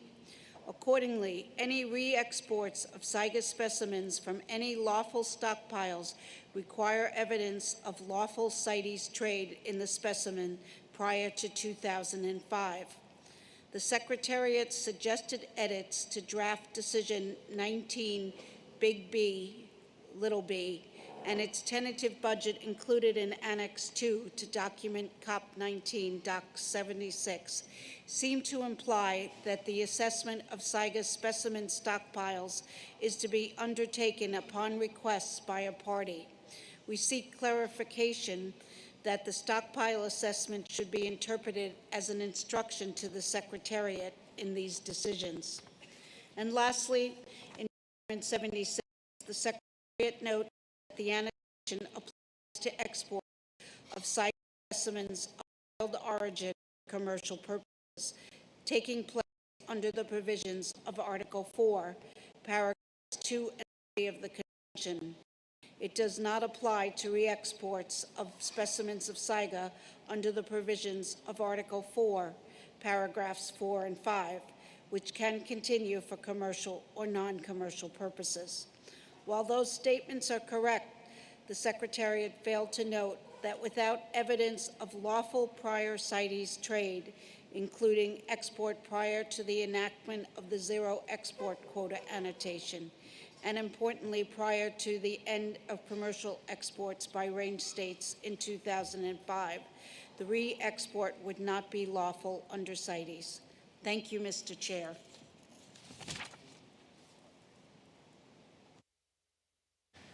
Okay, thank you, United States. I give the floor to Mali. Merci bien, Madame. Thank you, Chair. Saiga is a beautiful antelope, and it has an image like the goat in the Sahel region.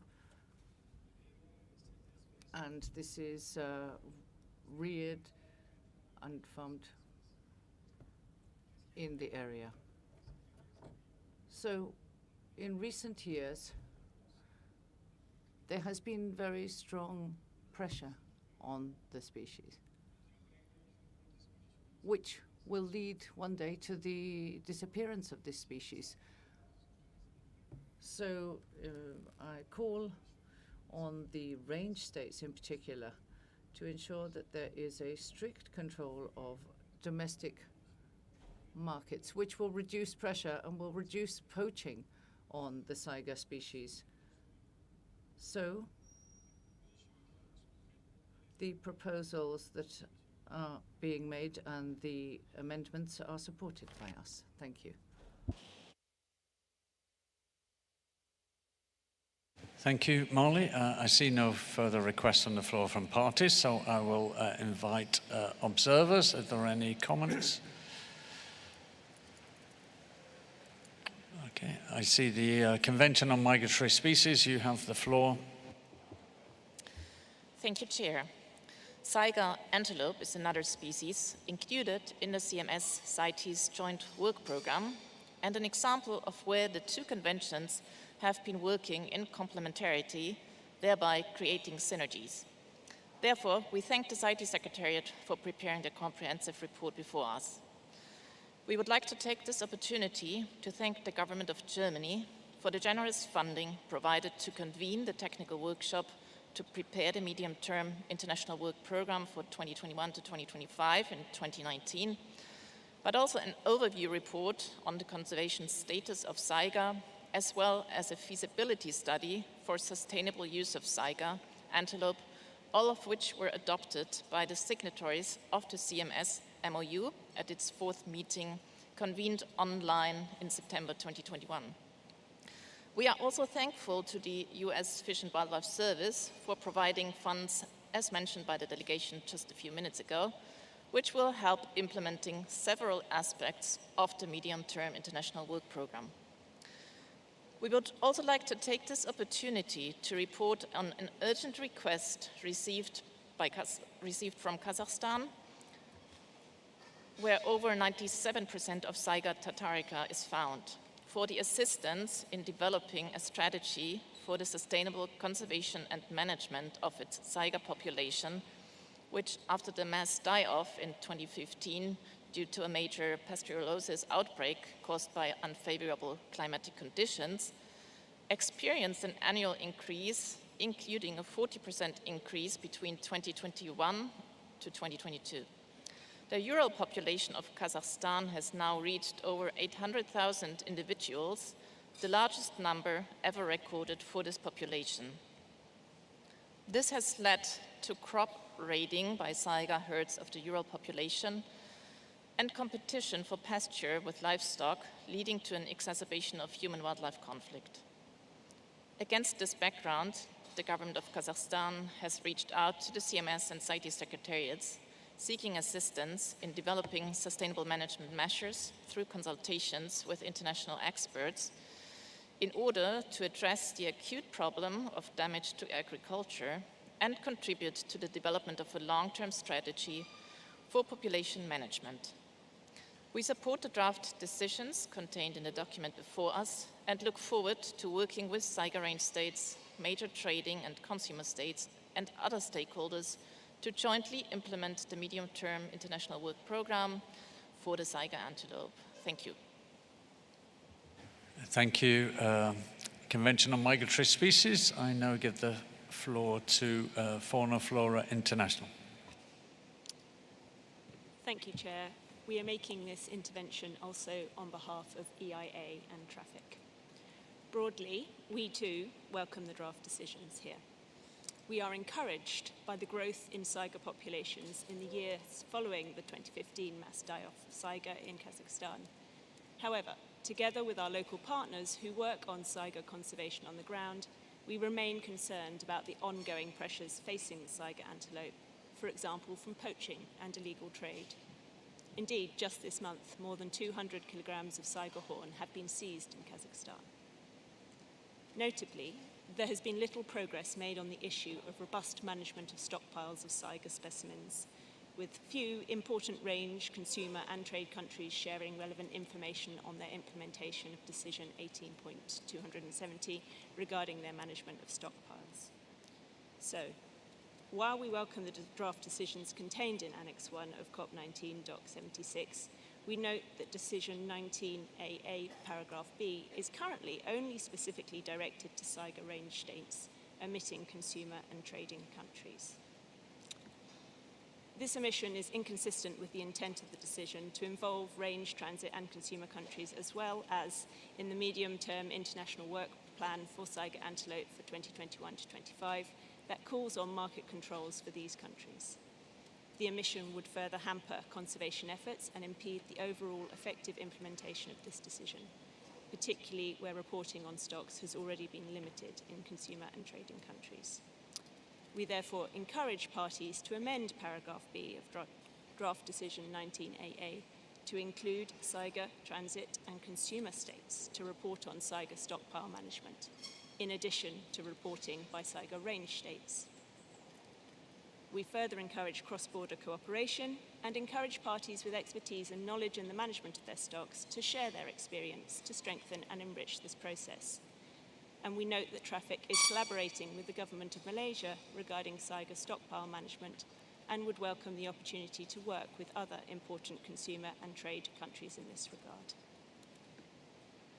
Finally, continued engagement with traditional medicine practitioners and consumers, along with initiatives to address demand from illegally sourced products, is also important, and we stand ready to work with parties to implement this. Thank you, Chair. Thank you, Fauna and Flora International.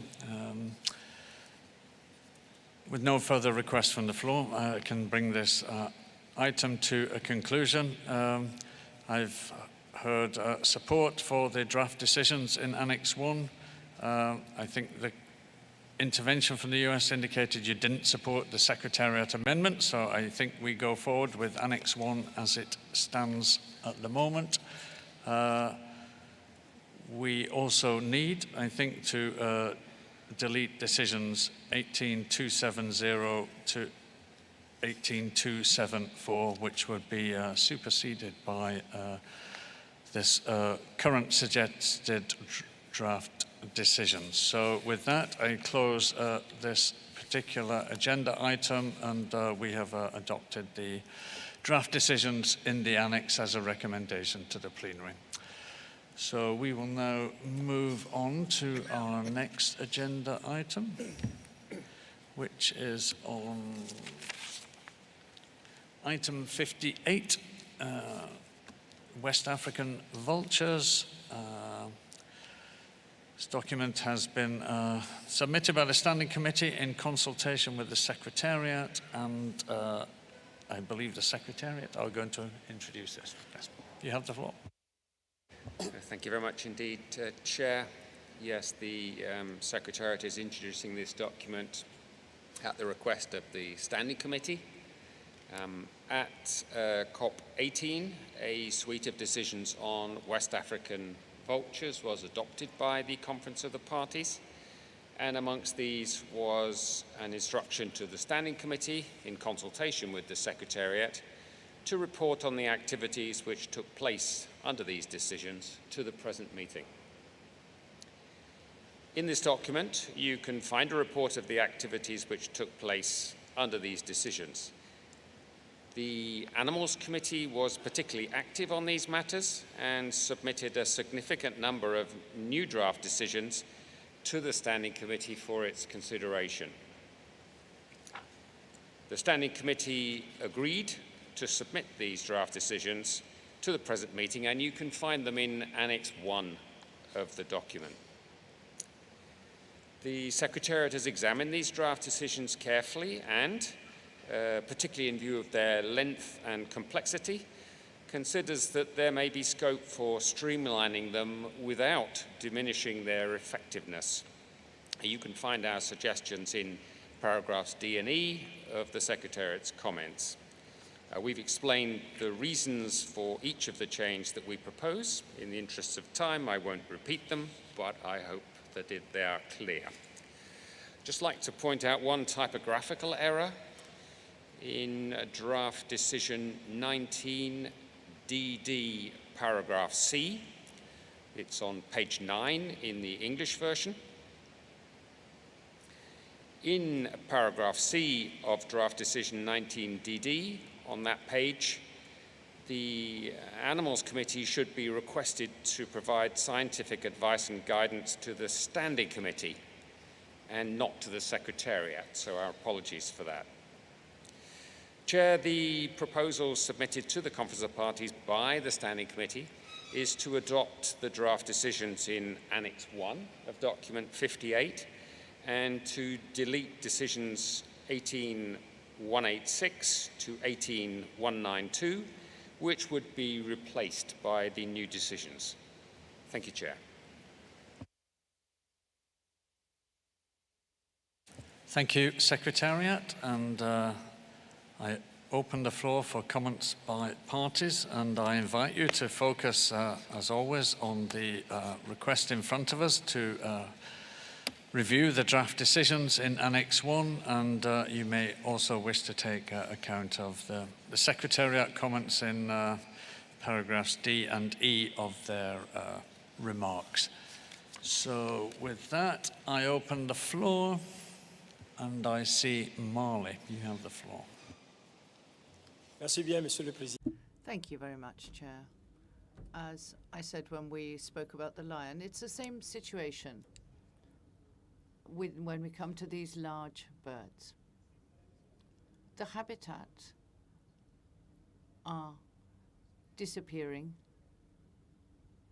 because, as we say, in our country there is mining, traditional mining, and so these species that are remaining in the habitat are currently in great deal of problem. We've carried out an inventory of vultures between Mali and Burkina, in particular in the region of Gao, where we had a lot of vultures in that area.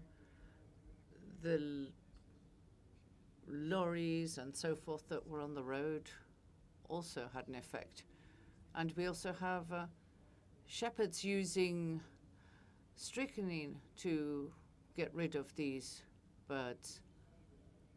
So for us in West Africa in particular, our country and our neighbor, Burkina Faso, Senegal, Niger, and Guinea, of course, we need to work together to find a suitable solution to conserve these birds. That can never be done, Chair, if CITES or CMS doesn't support us.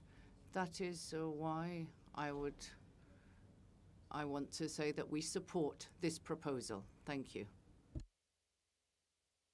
Thank you, Marley. I give the floor now to Niger, followed by the United States. Merci, Monsieur le Président. Thank you, Chair. The vulture population, as a global situation, is seeing a major loss of habitat. And given the important ecological role of these vultures,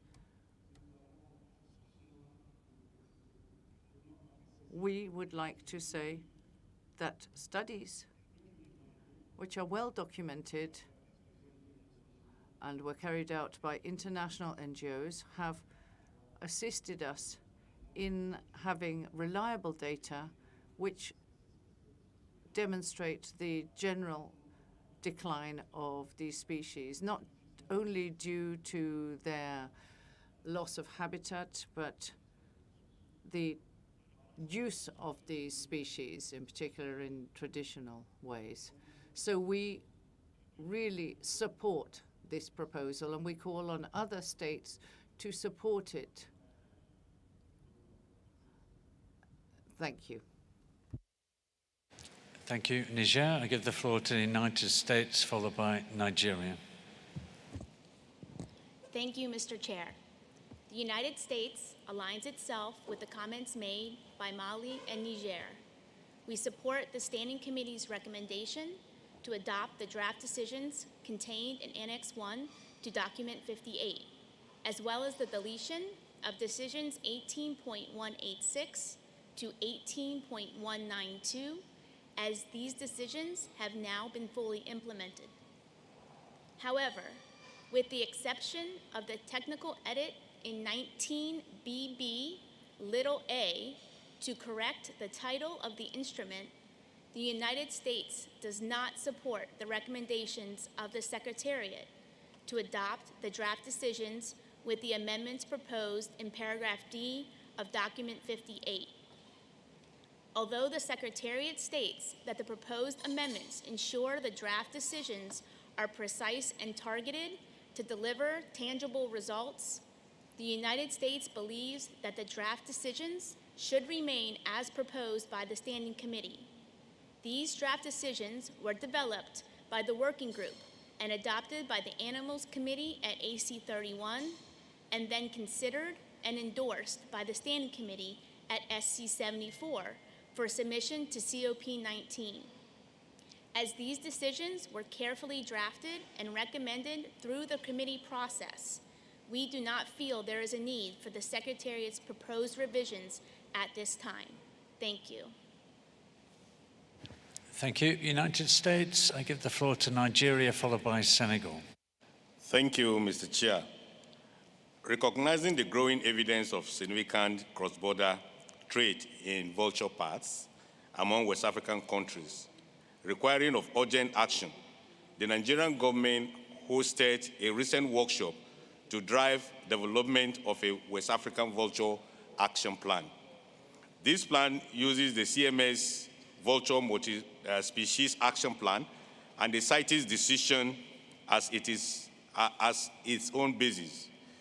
To ensure cross-party support, this workshop involved participants from 13 different countries, including CITES and CMS national focal points, ECOWAS and other government representatives, academics, and NGO experts. A final version will be ready by mid-December and be submitted as an information document. And therefore, Nigeria support this document in totality and urge other parties to please support. Thank you. Thank you. Nigeria, I give the floor to Senegal, followed by the European Union. Thank you very much, Chair. Vultures are essential species for the environment. Vultures play a role in their environment, and they are species that should be protected. So we quickly understood why it is fully protected in Senegal. Let us recall that without vultures, we would have illnesses proliferating and they could decimate the human race. And vultures are subject to a great deal of many pressures, climate change, which is contributing to the loss of their habitat and the large trees that they require. We also have human pressures. We can have hunting, which can be legal and illegal trade. And so vultures are extremely vulnerable, and the populations have been reduced significantly. That's why we are in line with this proposal, and we support it. Thank you. Thank you, Senegal. I give the floor to the European Union, followed by Burkina Faso. Thank you, Chair. I speak on behalf of the EU and its member states. Vultures have a crucial role in the functioning of healthy ecosystems. Most vulture species has been recently facing an extremely rapid population decline in Asia, resulting from the poisoning by the veterinary drug diclofenac. Diclofenac also poses a threat to African vulture populations. However, the cause of the decline in Africa is also illegal domestic and also international trade. Deliberate poisoning to prevent vultures drawing attention to poaching activities has also been documented. The EU and its member states are range countries for one of the species listed in the document, the Egyptian vulture, and are fully aware of the need to protect vultures throughout their range.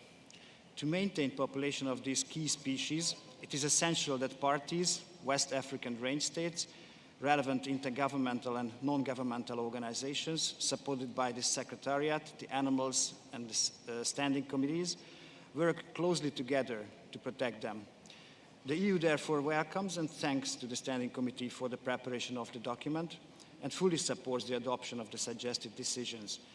As regards the proposed amendments by the Secretariat, we are concerned by the lack of time to consider all these amendments.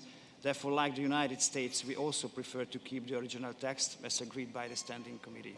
Thank you.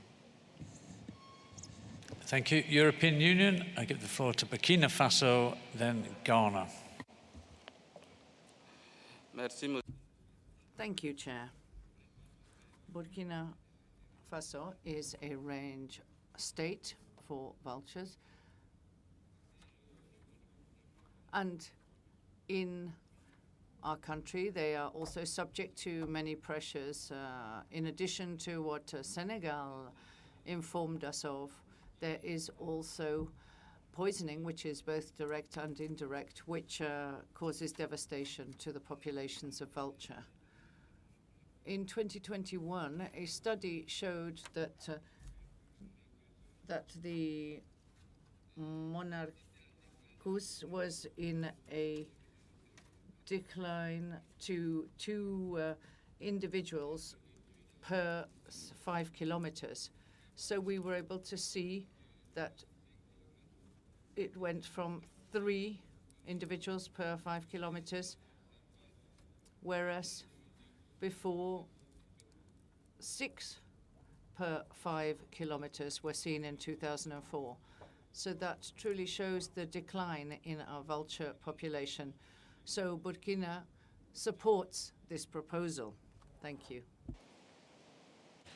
Thank you. Burkina Faso, I give the floor to Ghana, followed by Benin, followed by Burundi, and that's the end of the list of parties. So Ghana, you have the floor. Thank you, Chair. And then Ghana, just like the other range states who have also given their submission, are greatly concerned with the eradication of the vultures. And then we were part of the meeting that held in Abuja to look for ways in conserving the vultures, especially as we know trade in this species across the West African sub-region is gradually leading to the eradication of the species. We wholly support the submission by the Standing Committee to see to the conservation of this particular species, which is very, very important as far as cleaning of the environment is concerned. Thank you. Thank you, Ghana. I give the floor to Benin, then Burundi. Merci, Monsieur le Thank you, Chair. Vulture populations have been decimated as a victims of popular beliefs. Currently, traditional trade and international trade of vulture products are ever growing, and they represent a major risk for the species. That's why we support the proposal made by the Secretariat, and we call on other parties to support it. Thank you. Thank you, Benin. I give the floor to Burundi. Merci, Monsieur le Président. Thank you, Chair. Burundi would like to speak to support the proposal that has been submitted by the Secretariat, since vulture populations are disappearing. Thank you. Thank you. And that concludes the list of parties. So I will again see if there are any observers who wish to comment.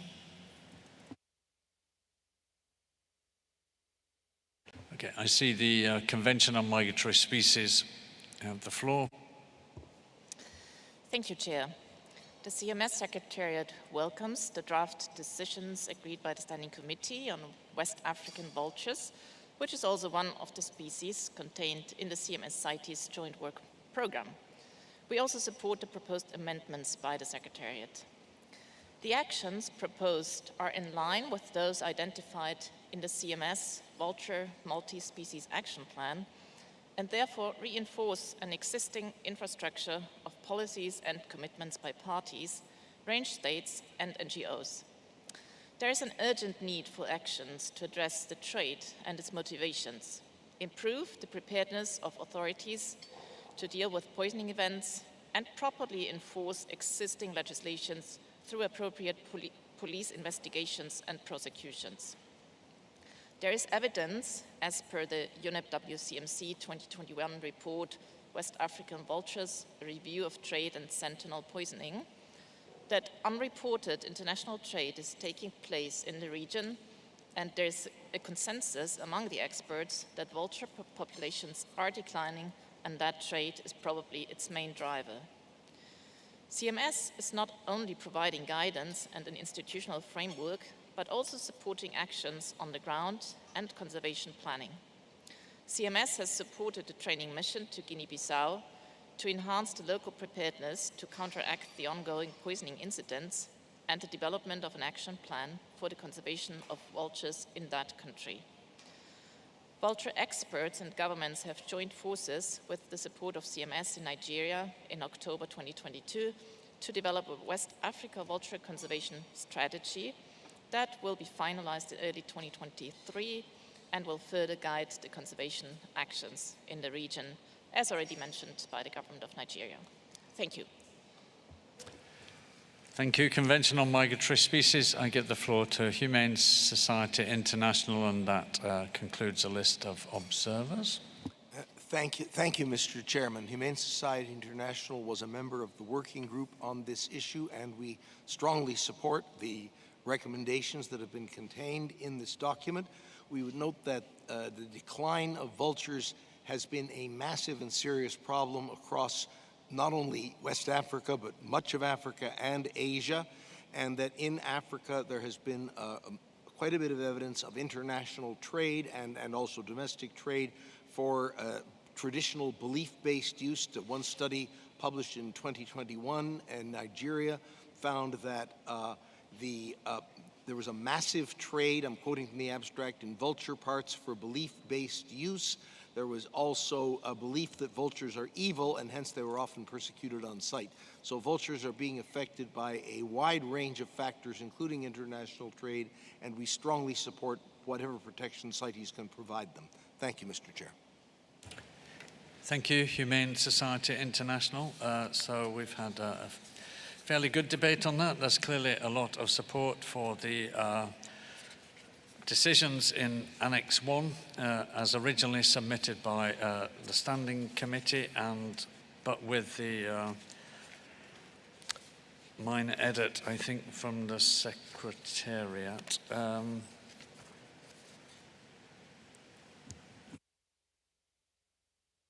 Okay, so with the minor edit in 19 BBA to make sure we get the correct title of the instrument. There is also support, and it's necessary, of course, to delete decisions 18.186 to 192. And with that, I conclude we adopt those draft decisions as a recommendation to the final plenary, and we can close this item. We then move on to our next agenda item, which is item 74, document 74, which is on songbird trade and conservation management. This document has been submitted by the Animals Committee and will be introduced by their chair, and I give the floor to Switzerland. Thank you, Chair. At CoP18, the Conference of the Parties adopted decisions 18256 to 18259 on songbird trade and conservation management. They were directed to the Secretariat, the Animals Committee, the Standing Committee, as well as parties and various stakeholders. The decisions directed the Secretariat to commission a study on the scale and scope of international songbird trade, to consider the management and conservation priorities of songbird taxa involved in such trade, and consult with appropriate technical experts in the preparation of documents on the conservation, trade, management, enforcement, and regulatory priorities of the songbird taxa identified. It was also tasked to convene a technical workshop to consider these findings and submit the findings of this workshop as well as a study and additional information to the Animals Committee for its consideration.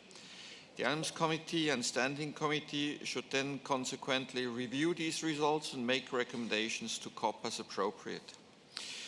Due to the lack of funding, the main tasks of the decisions could not be completed for consideration by the two committees. However, the committees were informed about partial funding by the United States, as well as of an initiative by the NGO Species 360 that, in collaboration with the University of Denmark, elaborated an analysis of songbird trade and conservation, which can make a valuable contribution to the study to be completed. In addition, a parallel initiative by BirdLife, Traffic, IUCN, UNEP, WCMC and the University of Cambridge, which carries out a quantitative review of global trade in wild birds, may also contribute to the aims of the decisions above.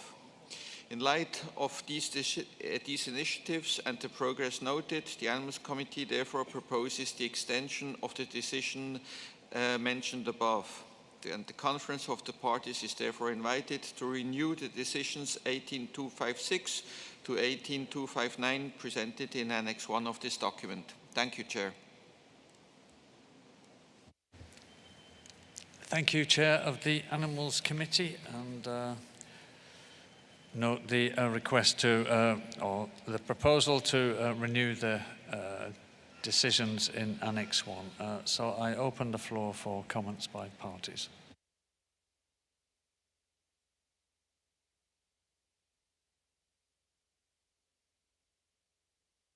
So I give the floor to Mali, followed by the United States.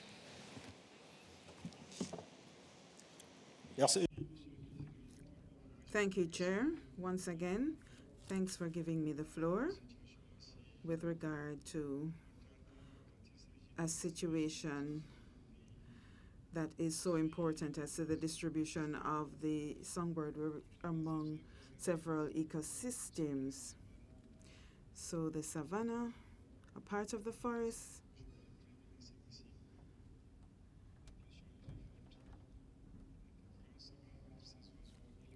there's competition between the birds and the community, especially where there are mature crops.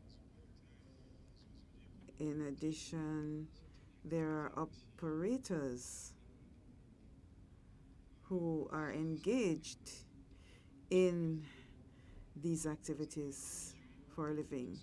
We have a division which deals with all CITES related aspects, focal points in our committee, who will be able to take decisions which might be of assistance to us.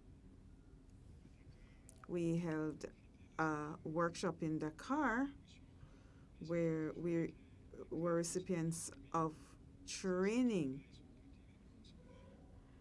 The older persons have left, the newer persons have come on and are in need of support and training. We are looking to you as well as the Animals Committee and Standing Committee to assist our country with the needed capacity. Thank you. Thank you, Marley. I give the floor to the United States. Thank you, Mr. Chair. The United States supports renewing decisions 18.256 to 18.259 on songbird trade and conservation management as presented in Annex 1. Because the Secretariat has been unable to initiate all of the work called for in Decision 18.256, we believe that the decisions should be extended to the next intersessional period between COP19 and COP20. And as the Animals Committee Chair has mentioned, the United States will be able to provide funding for this work with a focus on the Western Hemisphere songbird species. We appreciate the actions taken by the Secretariat towards implementing Decision 18.256. The U.S. strongly supports these decisions as we are very concerned about the illegal and unsustainable legal trade in songbirds, resulting in global declines of songbird populations, many at dramatically rates. In addition, the U.S. supports the Secretariat's view that the research initiatives mentioned in paragraphs 5, 6, and 7 of this document have recently been undertaken or are currently underway could greatly contribute to or form the basis for the study and consultations that the Secretariat is to undertake, and may provide valuable information for the technical workshop once convened. Therefore, it is ideal to consider this work when the Secretariat makes recommendations to the Animals Committee on Decision 18.256, paragraph E. Thank you, Mr. Chair. Thank you, United States. I give the floor to Malaysia, then the European Union, and that concludes the list of parties. Thank you, Chair. Malaysia welcomes the attention and priorities regarding songbird trade and conservation management, and Malaysia support the recommendations to renew decisions 18.256 to 18.258 as presented in Annex 1. The study identified in renewed decisions will be valuable in ensuring that we have robust information at the global level to make informed science-based decisions at CITES, especially to evaluate the conservation and management needs of songbirds. Malaysia encouraged parties and songbird conservation and trade community to undertake this research on the scale and scope of the international songbird trade as well as its supply chains, including the online trade. Importantly, we emphasize the need for this study to be global in its coverage rather than being focused on specific regions or sub-regions. We support the intervention of the USA and we hope that this study will also be extended to Asia. Finally, Malaysia would like to encourage caution in the distribution of the full results to safeguard songbird species from the threat of poaching. Thank you, Chair. Thank you, Malaysia. I give the floor to the European Union. Thank you, Chair. The EU and its member states fully support the renewed decisions listed in Annex 1 of the document submitted by the Animals Committee. We believe that further work needs to be done on this issue, and identifying particular taxa of songbirds that are affected by trade is crucial for their protection. It is important that the necessary funding be available for these activities as soon as possible. Therefore, we support that the COP adopts the set of decisions proposed in its entirety, including Decision 18259. Thank you.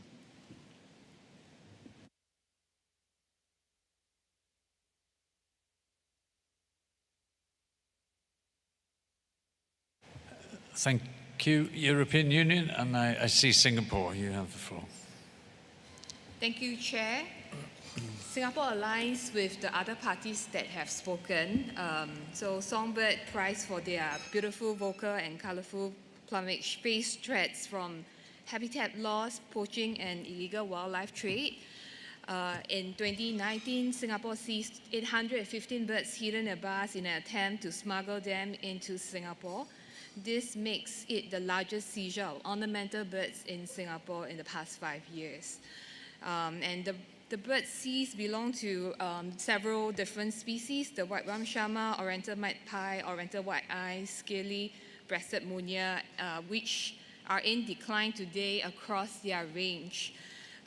So Singapore has zero tolerance for wildlife trafficking, and Singapore has a robust whole-of-government domestic measures combined strong enforcement efforts, tough law, and heavy penalties. Also like to highlight that source transit destination countries need to do more to keep up on its conservation effort, to remain vigilant, to establish strong network with parties, and to enhance their enforcement efforts to combat illegal wildlife trade. So all parties need to play their part as member of the international community to collectively protect wildlife and combat illegal wildlife trade. In this regard, Singapore has formed a task force with a regional country to work on intelligence sharing and enforcement operations to combat illegal songbird trade. So overall, Singapore supports the renewed recommendation in CoP19 document 74 to undertake the study, and Singapore is happy to be part of the technical workshop. Thank you, Chair. Thank you, Singapore. With no further requests from parties, I'll see if there's any requests from observers. So I see the Convention on Migratory Species. Thank you, Chair. The CMS Secretariat welcomes the draft decisions on songbird trade and conservation management, which is yet another topic contained in the CMS CITES joint work program. As such, the Secretariat supports the amendments proposed by the Secretariat. We would like to highlight that under CMS, specific regional platforms and mandates have already been established to address the illegal killing, taking, and trade of migratory birds, including trade in migratory songbirds.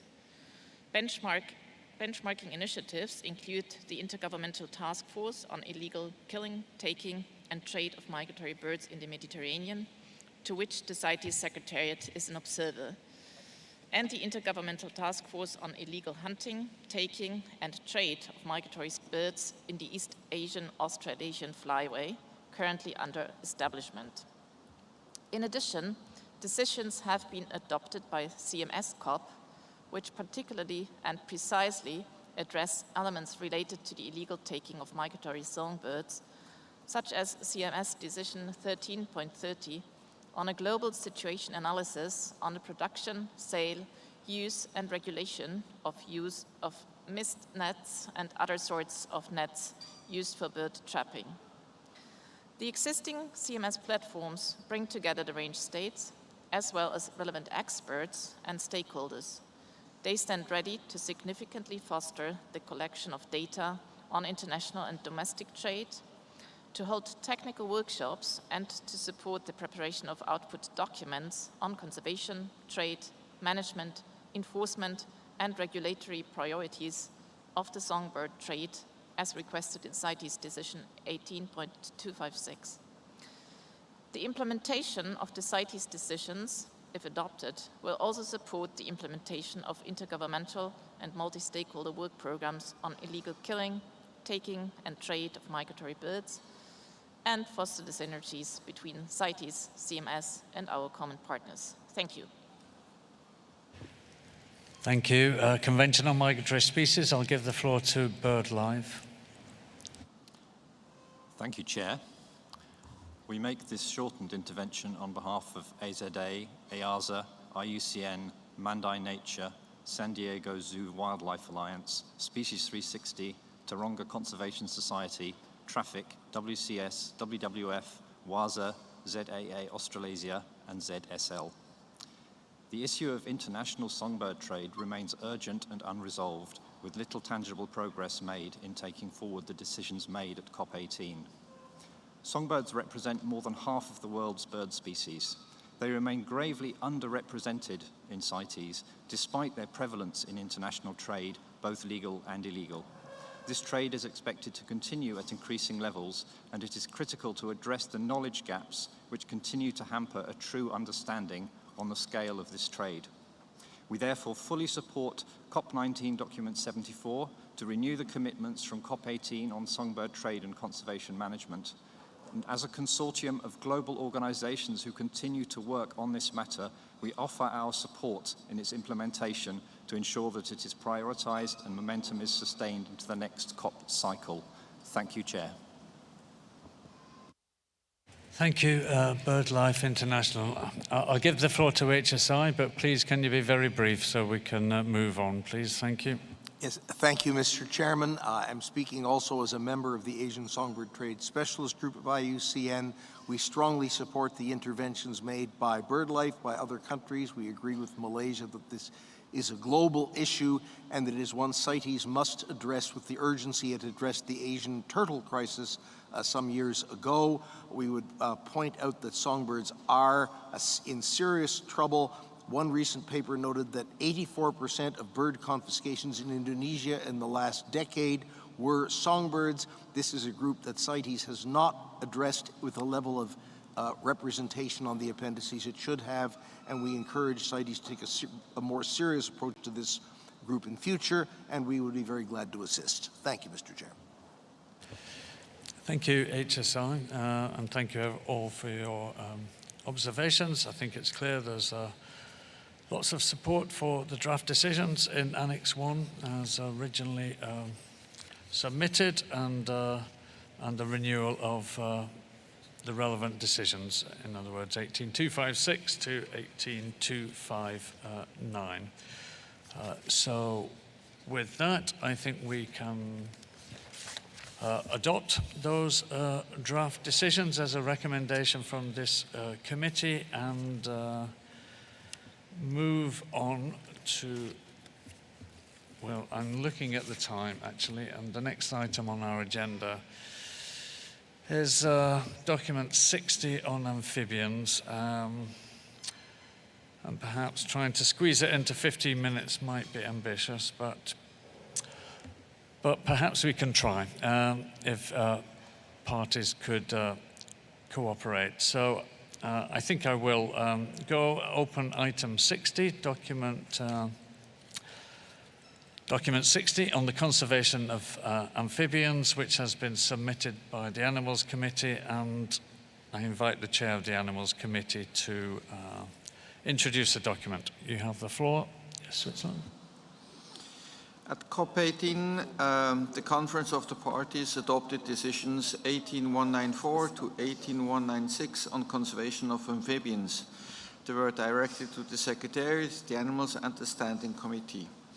The decisions directed the Secretariat to conduct one or more interdisciplinary workshops for CITES authorities and other relevant authorities and stakeholders about amphibian species in international trade, and to report on the progress in the implementation of these workshops to the Animals Committee, including any relevant recommendations. The Animals and Standing Committee should then review these results and make recommendations to COP as appropriate. Some limited progress on the implementation of these decisions has been made, as reported in paragraphs 3 to 5 of this document. Therefore, due to the tight time frame between AC31 and COP19, the travel and meeting restrictions as a result of the COVID-19 pandemic, and the lack of sufficient resources to fully prepare for and convene the workshops as envisaged in Decision 1894, the 194, the Animals Committee proposes to extend the decisions beyond COP19 as presented in Annex 1 to the present document. Thank you, Chair. Thank you, Animals Committee Chair. And with that, I open the floor from parties. But please be very brief. Just focus on the decisions, whether you're content with those in Annex 1. I will take silence as indicating you are content. So with that, I give the floor to Colombia. Thank you, Chair. Colombia is the second country in terms of biodiversity. We believe that this document is extremely important with information on amphibians, the trade, the size of populations, and elements relating to conservation for the consideration of species in our appendices. We believe that it is important that the decisions should not be limited to online workshops, but funds should be made available for in-person workshops as well. Thank you.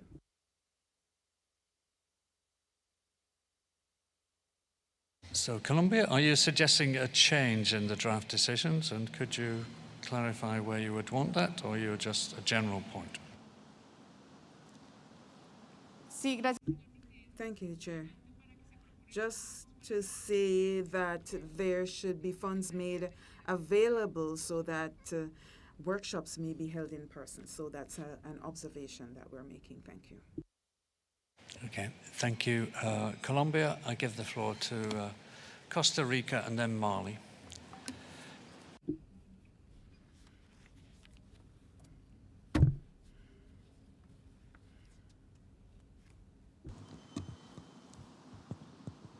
Señor Presidente. Good morning, Chairman. For us, amphibians is a priority group of species. It's the main vertebrates that are facing a worldwide threat. More than 40% are considered endangered by IUCN. More than 2,500 species, although diseases are the main threat to amphibians. This could be the main threat if no actions are taken by parties. Costa Rica supports this decision, this proposal be accepted with the amendment. And we agree with Colombia that the workshop should be held in person, which would allow for interaction with experts. And this, we believe, is fundamental to be able to understand our positions as countries. Thank you. Marley, you have the floor. Again, I ask you to focus on the draft decisions. Thank you, Chair. Chairman, the situation of amphibians in my country is very critical because their ecosystems today with climate change mean that these the situations are not as favorable, which is necessary for these species. Trade is done at a very low level, and so our country would be favorable to the holding of a workshop and recommendations made. So we support this proposal, and we would urge our neighbors and parties to support this proposal. Thank you. Thank you, Marley. I give the floor to Peru, followed by Argentina.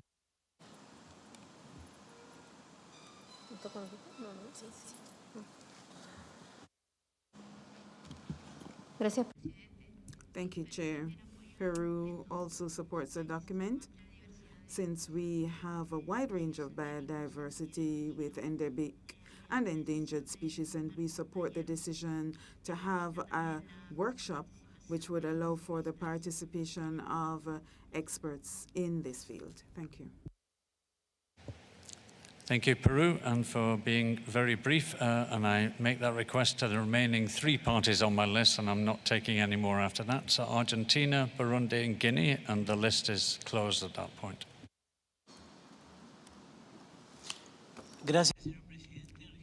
Thank you, Chair. Argentina also supports this document, and we are also in favor of the holding of a workshop, given that the situation of amphibians worldwide deserve it. Thank you. Thank you, Burundi, then Guinea.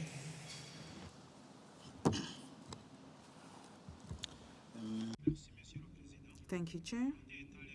Burundi as a range state for many amphibians, the majority of which are unknown. We support the decision, and we would require funding for the identification of most of these species. Thank you. I give the floor to Guinea.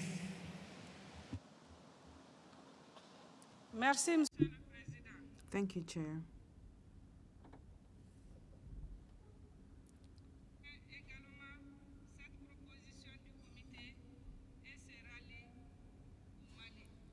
Guinea supports this document and aligns itself with Mali and would urge other parties to support this proposal. Thank you.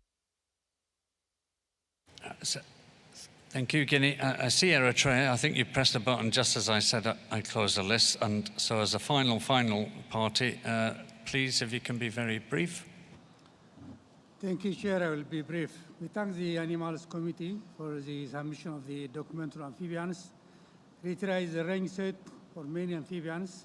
We support the draft decision on conservation of amphibians, but also we also support the recommendation made by Colombia that meeting be organized in person. Thank you.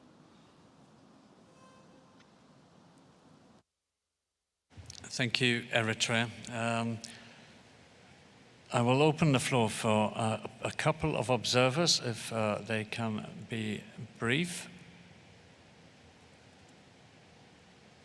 But I don't see any requests on the floor. Just one moment, please.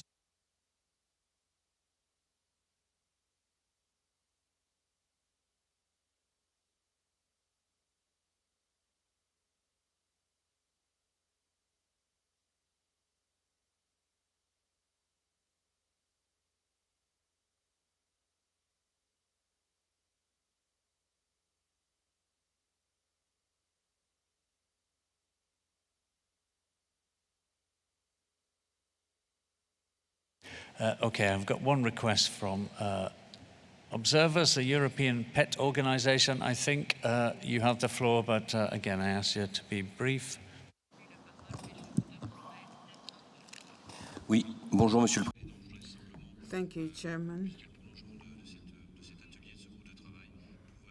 I would just like to indicate our interest in participating in this workshop or working group. Thank you.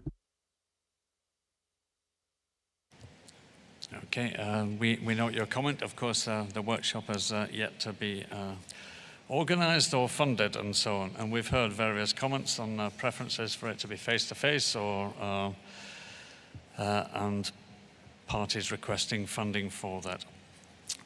So I've heard quite a few comments in relation to having a workshop, lots of support for it. I think there's lots of support for the draft decisions as originally drafted in Annex 1. And with that, I will conclude that we adopt those draft decisions as a recommendation to the plenary. In adopting those draft decisions, I think it's necessary to delete the previous set of decisions, 18.194 to 18.196, because they are in effect now superseded. So with that, I will draw this item to a close. We've just got, we're still within time, according to my my phone. The only things that are there, I will check with the Secretariat whether there are any announcements or not. I invite you all to come back at 2 p.m. promptly, please. We will be working on the listing proposals this afternoon from where we left off yesterday. And immediately after lunch, I will also give you my plans in more detail for this evening. So we do have a request from the Secretariat. Thank you very much, Chair. As usual, just to remind all delegates of the working groups which are taking place this lunchtime. The Wildlife Crime Enforcement Support in Western Central Africa, taking place in ISMO 2 at 12:15. Budget Working Group continues in Pacifico 1 at 12:15. And the Rhinoceros Working Group, document 75, is taking place in ISMO 3, also at 12:15. And the final reminder, please take your cards with you, but not your headsets. Thank you. Thank you, Secretariat. And with that, I close this morning's session of Committee 1. Thank you. Have a nice lunch.